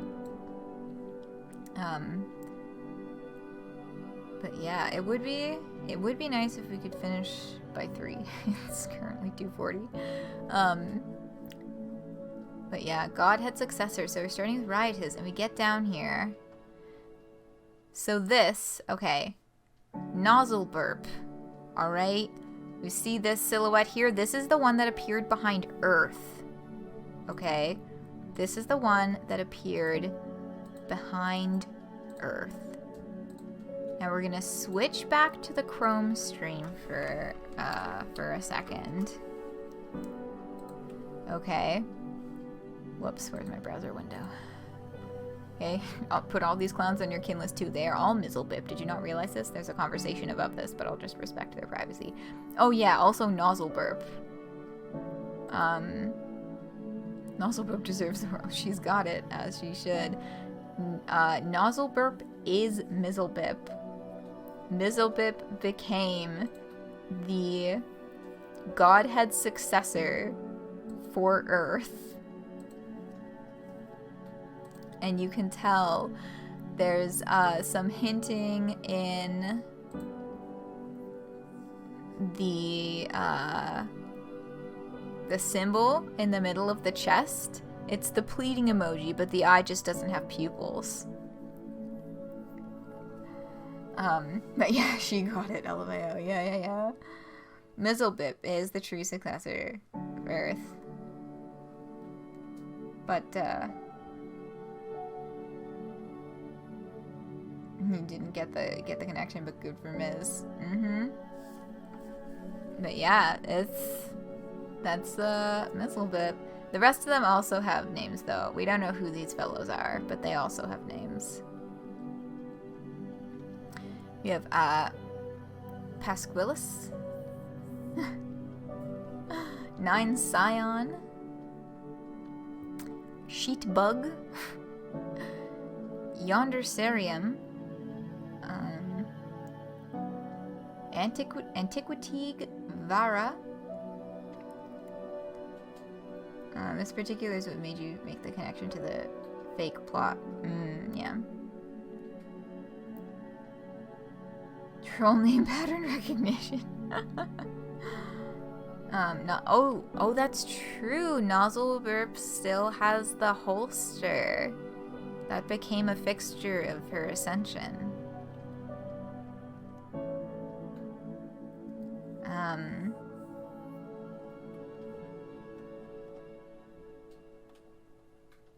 Yeah, you have Travisand, Swat Branch, Sesmani Gansas, pronunciation? Whitfisher, Snatch Lantern, Jalacrity. These are all really cool, like, silhouette thumbnails. And finally, Rolex, Flinderbud, and Top Jasmine.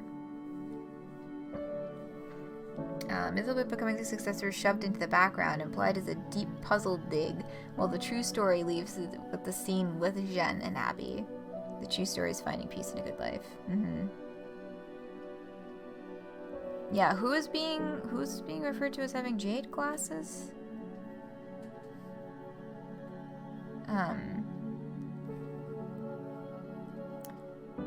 But I think it was this, if I scroll up far enough, where was it? Antiquity? Oh, I see. I mean, yeah, silhouetted, kind of like big round eyes. Flinderbund is the Fruit Loops bird. We'll go back to that. This one, I saw someone point out that this one feels kind of like, or was it a different one? I'm pretty sure it was this one, because I'm getting the vibe from this one too, that this one feels kind of like, Yonder Cerium feels kind of like an ancestor silhouette. Homestuck troll ancestor silhouette, just without the horns. Oh, Malachite. Yeah, that's true as well. I think the color also helps with that. Flinderbud is just the Fruit Loops bird. Yeah. Mm-hmm. Let me double check what tabs I have open and what else there is to go over.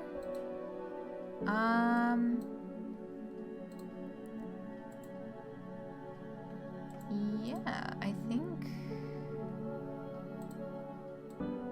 that is almost it for within the game. So if I go back,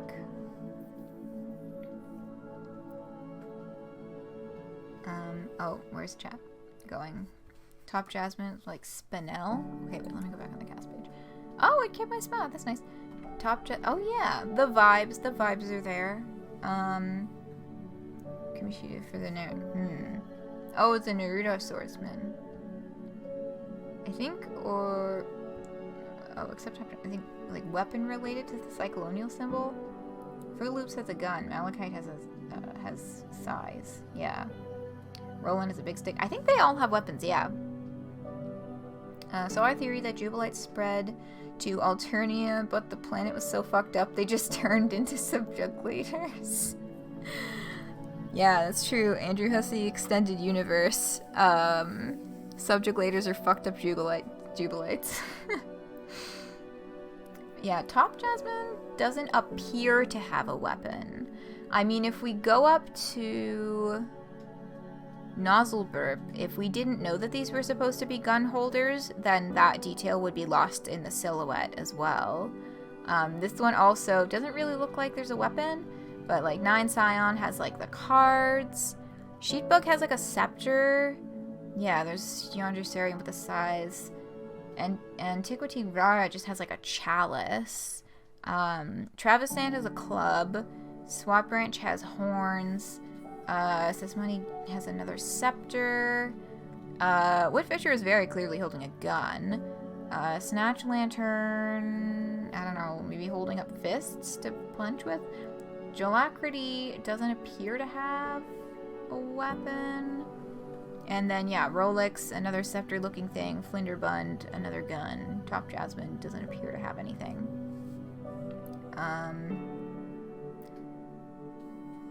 Where's the short spikes?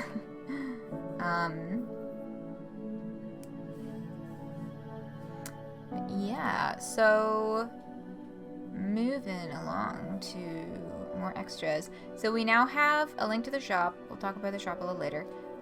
Trailer 1 and Trailer 2. Trailer 1 is the one that came out initially. Trailer 2 was released the day that the final chapter came out and contains some kind of endgamey things.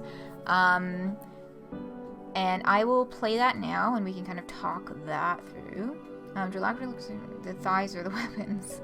Jolacrity's weapon is the teeth. Oh, yeah. Yeah. Okay, so we've got Trailer 1, which is also on YouTube if you want to see it without the little box in the corner. But yeah, the second trailer. So we open on the beach. This was, what, Chapter 3? Chapter 4? I think this was Chapter 4?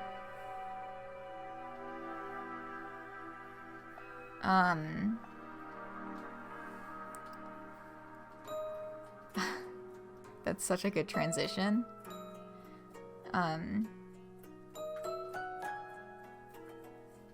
But yeah, we start with early Gen. My goodness.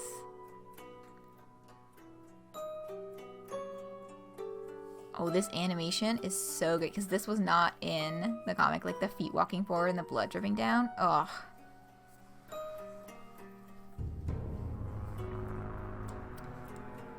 Yeah. Abby's place. Gen floating up to Rises.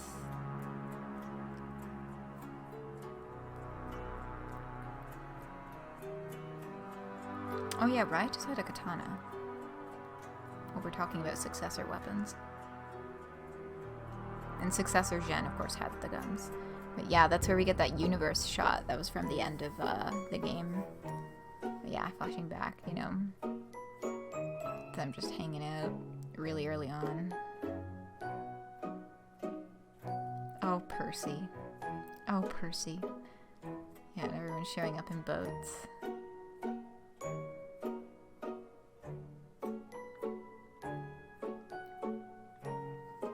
Talking about, yeah, they got the gender triangle right in this one.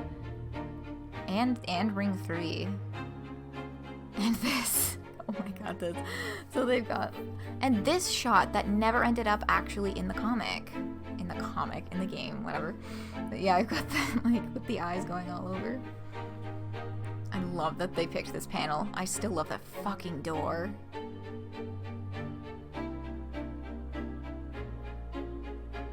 And then this! This shit! Oh my god.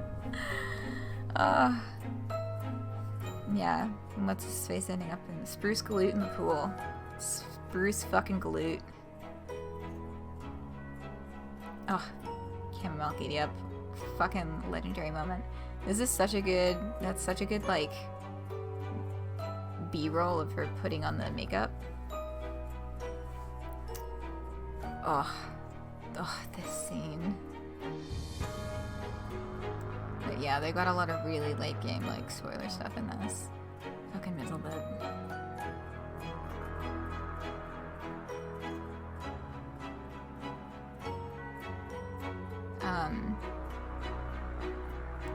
And that was Nozzlebert at the planet there. This fucking part. If you were watching this on YouTube, it would probably be easier to pause. But anyway, yeah, there's another shot of Successor Mizzle. Her father's injured state is implied to be too graphic to show in detail, but she keeps saying body horror, which seems concerning and specific. Not just a dead ghost, but like her dad looks fucked up somehow. I mean, bleeding from the eyes is, you know, especially if it's enough that it's like dripping onto the floor as he walks. I'd say that counts as body horror. I fucking love this part, written and illustrated by Andrew Hussie, and it comes down on the fucking peaceful ending screen to see it's actually just them petting the horse. Oh yeah, there's spaghetti feet. Yeah, the whole Joculine thing is so fucking funny. And the gun spinning thing, emphasizing the complete ridiculousness of it. That's just what friends do.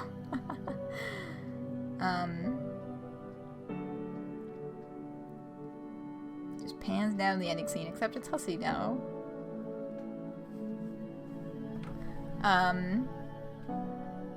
But yeah, that's actually, that's pretty much it for stuff inside of the game. We'll just bounce back over to the browser for a bit, and look at the Steam page. Because right now, that trailer 2 is the primary trailer that automatically plays when you open the Steam page for Psycholonials. And on top of that, so we've got, yeah, a few, you know, actual images from the comic. And it's these images have changed. They're not the same ones anymore.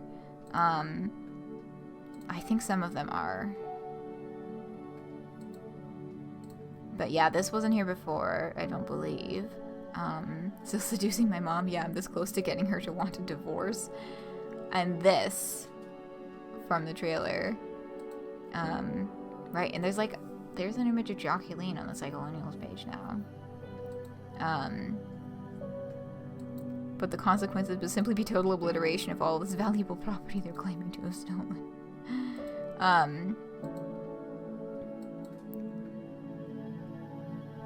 But, yeah.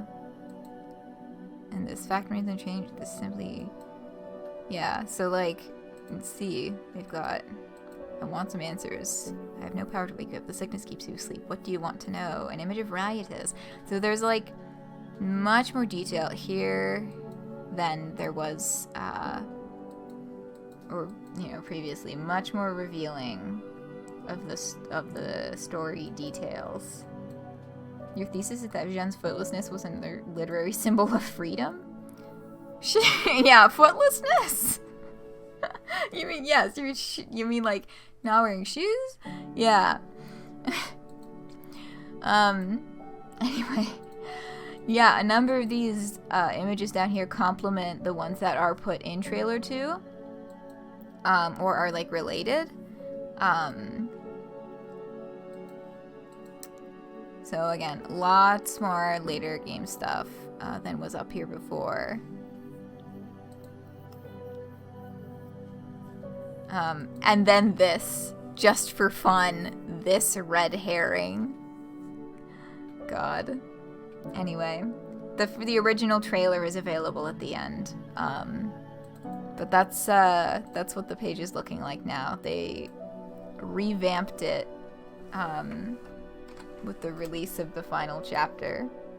Speaking of things being revamped, the Psycholonials website, we've got 2 new links down here. You've got music has always been there. We got a shop, the for fans by fans link has been added, and the cast. So we will look at the music briefly because the Psycholonial soundtrack is now available in a full album purchase rather than the individual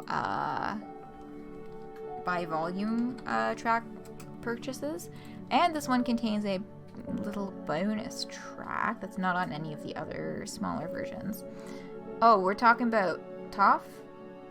Source: Toph Beifong never wore shoes and declared freedom from her rich fuck family. And then became a cop. I haven't watched Legend of Korra, but I will one day.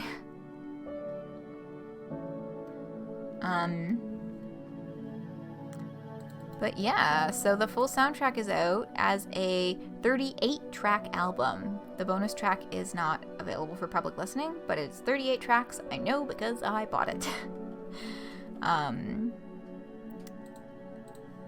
So pop that in chat for anyone who's interested in that. Fuck, what am I doing here? Okay. 2 more links, everyone. We're almost done. Okay, I'll start with this. The cast page is literally just the entire cast page is available on the website now. So that's neat. Good night, Aleph. Good night, good night. Have a good sleep. Have a good week. And I'll be seeing you around. Thank you for sticking it out through this whole time. Thank you, all of you, for sticking it out through this whole stream. This has been a really long one. But yeah, I appreciate your presence and your wonderful conversation very much. Last link of the day. Some more things were added to the Psycholonials for fans by fans. So we have the diamonds things. We have Demon Mizzlebip's shirt, and one with just the fucking bleeding face emoji. And then a blue. The shirt is purple. The hoodie is blue. I think someone said they were talking to Cassie, who does the For Fans by Fans streams, and she mentioned on stream that they don't have a purple hoodie because like they don't have purple hoodies. It's not like a grand statement or anything. The anime t-shirt, now you too can own what's her face's t-shirt that just says anime. I wish I could remember that one's name.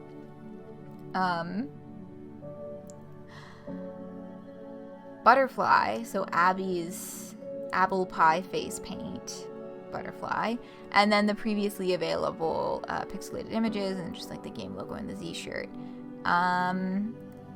Yeah, the women's t-shirts is the same but with a smaller selection, which is fucked. The face masks, so there's face masks now, and they're all on 20% off. I believe it was the lovely Maggie Vamp who made these. Let me check. Yes! It was the wonderful Maggie Vamp that made these. So, that being said, I mean no insult when I say these things hit a real uncanny valley for me. Much love and appreciation. But I think I think it's like the black holes where the eyes are supposed to be and the fact that they're like kind of cut off. But like, still, much love and appreciation. They're really neat. Like as a concept, this is really cool. I just having the realization now, I think it's the black where the eyes should be, because like I don't get the same feeling from the apple pie one as I do from the rest of them. They're nostrils now.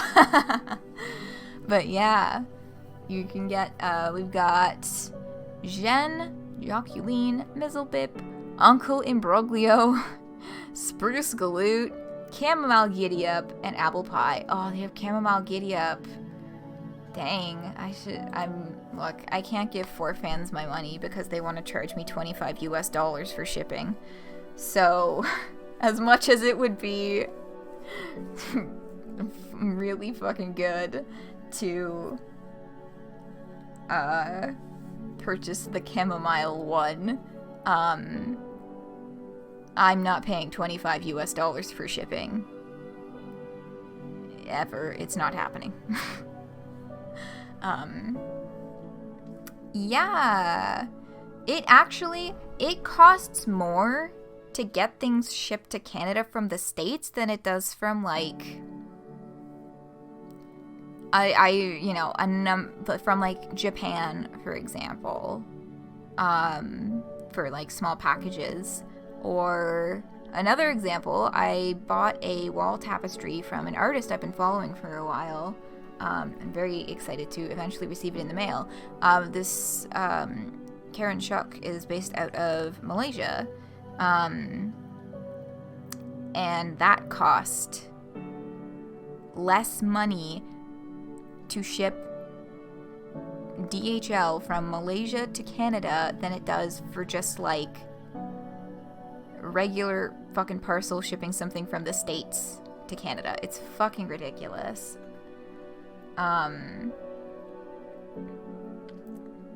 It's like a lot. You'll chip in. No, I mean, I could. Oh boy. I could just look at the amount of money I have supposedly earned so far, and just say that whenever I get my first check from Twitch, that it went to paying for this. But, I mean, the other thing is that I can promise you I will never actually wear that out of the house, so it feels like a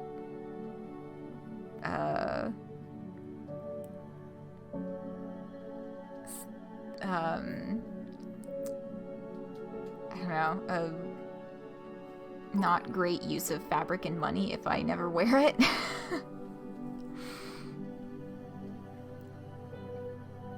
Frame it on my wall. I'll look into it. The fact that they're 20% off is also helpful. I will look into it and report back during the next stream. But yes, thank you for more rainbow bits. Greatly appreciated donation to my 4fans fund, I guess. You should give me the inspiration. Yeah, right. I think it's a happy coincidence. I don't think that Hussie knows that I exist, and I think I'm pretty happy with that, actually. I mean, I think he does know that I exist now that I was one of the few people able to leave a reply on the Troubled Cosmos Deluxe tweets when he went private. But I don't think that he was aware of my existence when he was writing Psycholonials.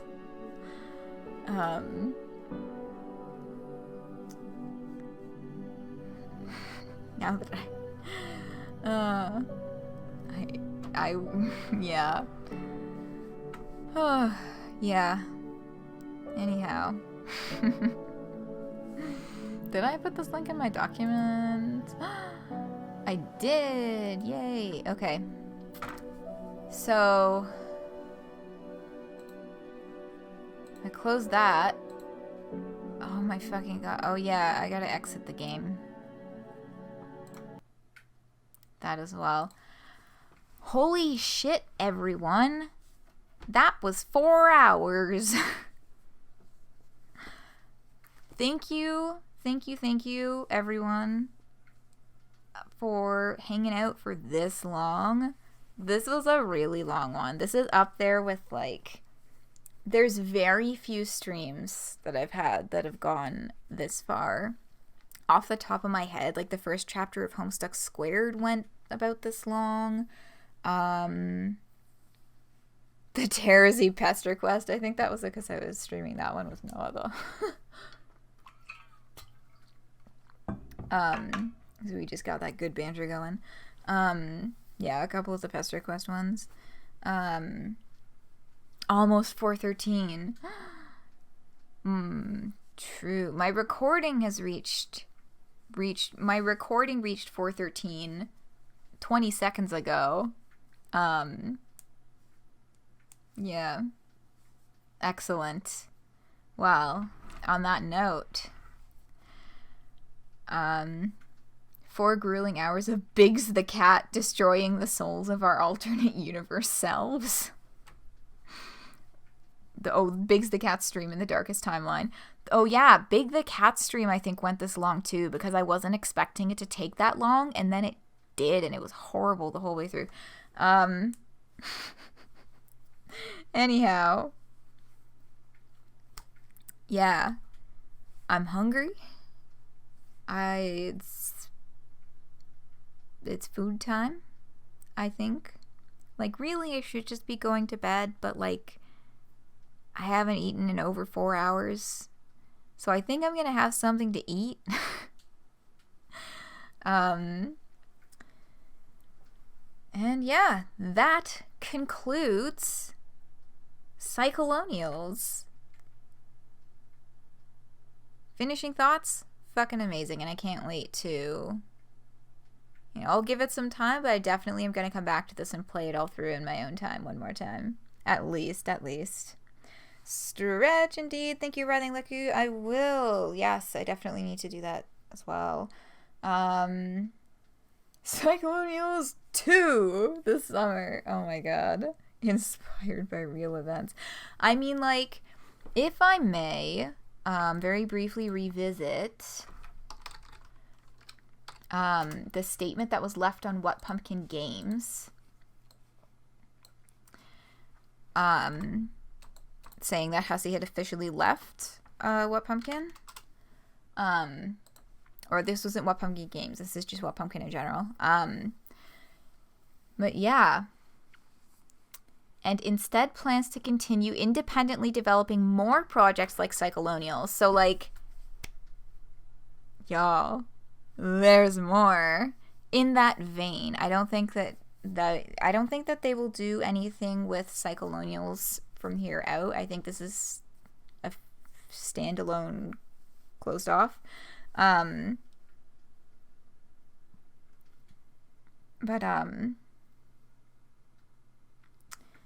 Yeah, the promise of more to come makes me excited now. I was hesitant at first with this one, but it's really blown my expectations out of the water. But yeah. And I mean, I still can't help but bring some hesitancy in, just because I was reminded of this in a Discord conversation the other day. We were talking about the books. Look, the rest, oh, right, because it was the, they were saying, does this mean that we're never getting the rest of the books? The books were dead in the water ages ago. But yeah, I think this is fair to say as also an indication that we're likely not getting the books anymore, the commentary. And someone was like, good, because because of the way that he talked about Jake and Tavros, And oh my god, making that fucking diaper joke. I forget what year it was that book came out. I think that volume might have been like 2 years ago at this point, and I know that he wrote that stuff further back. Like, they wrote that stuff in like 2018, like for the books that came out in 2019, etc., etc. But yeah, you know, Fellow who still thinks it's okay to make those kinds of, like, the Tavros diaper joke and things like that, and all of the Vriska commentary, like, that kind of nature of, less so the Vriska commentary in particular, but, like, the Vriska commentary specifically aimed at the relationship with Tavros, and, like, the entire way they talked about Tavros, the whole, so, yeah, I think that, like,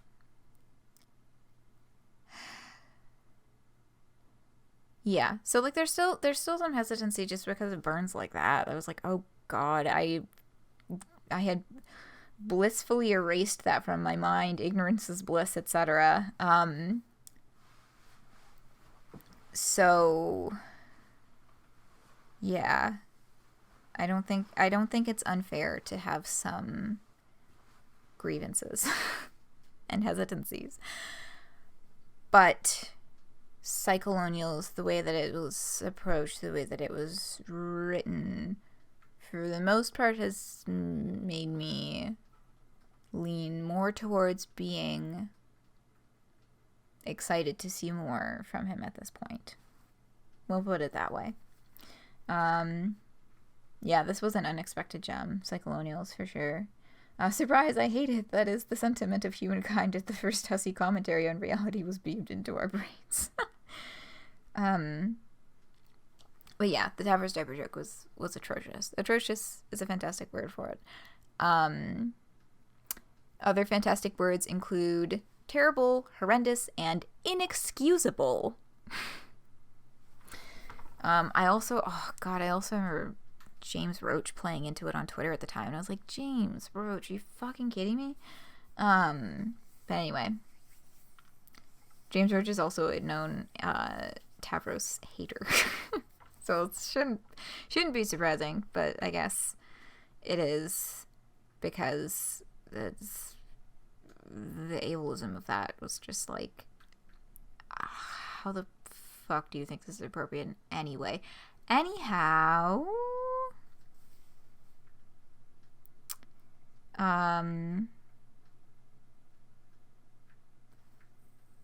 talked to him about it recently on stream. Oh yeah, James Roach has been streaming, which I haven't had the time to check out, really. I'm kind of interested, though. Do you bring that up because he has redacted those statements since then, or no longer stands by joking about that? Because I really would love to hear that news.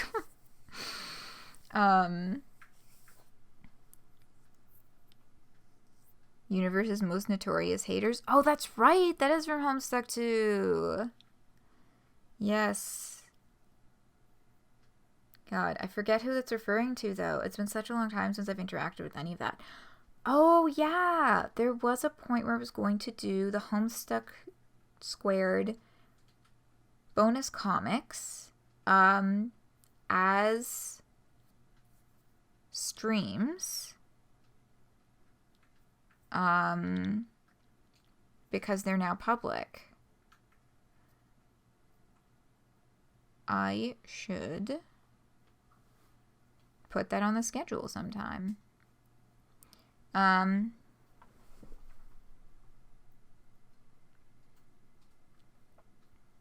yeah, says in like don't even know, check the VOD. It's very casual and like not involved and not really a talk. Oh yeah, I was just wondering, just general, whatever. Yeah. I mean, like, I'm not invested enough to, like, I mean, like, I gotta be honest, I'm not invested enough in James Roach's opinion of Tavros to, like, go search through the VOD. I was just, you know, the general curiosity is there. But I'm not invested quite to that level.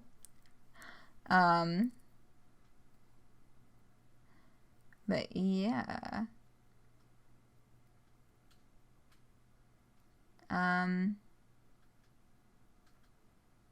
Full release order for post-canon content. Neat. Yeah. I mean, I think personally at this point, I think I would like to stream the stories together rather than going by the release order. Which I know is very unlike me. I like to do everything like time chronologically or whatever, but I think I'd like to just keep all the stories together for coherency. And also so that they're easier to upload to YouTube.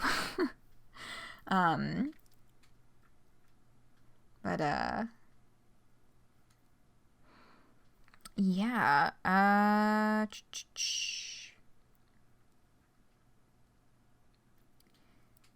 I think I will put that on the schedule at some point. I will talk about it later. Right now, it's food time and bedtime and good night, good night. Good night, Riley Leku. Good night, good night.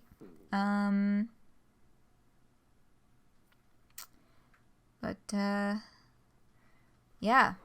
It's time to blow this popsicle stand. Once again, many thanks for sticking it out the whole way through. Or if you were not able to, that is alright as well. It's fucking long. Okay, I'm gonna say that the rest of Cascade is gonna play us out tonight. Have a wonderful sleep if you, like me, are in a time zone where you should be sleeping right now. Have a wonderful rest of your week. And I'll see you all Sonic on Wednesday, baby. Sonic Adventure on Wednesday. Sonic Adventure DX is coming back because I don't have to worry about classes. I can get the sleep I need to do my late night Sonic Adventure. And next weekend will be either double Homestuck reread or one Homestuck reread and one Homestuck squared bonus content. Or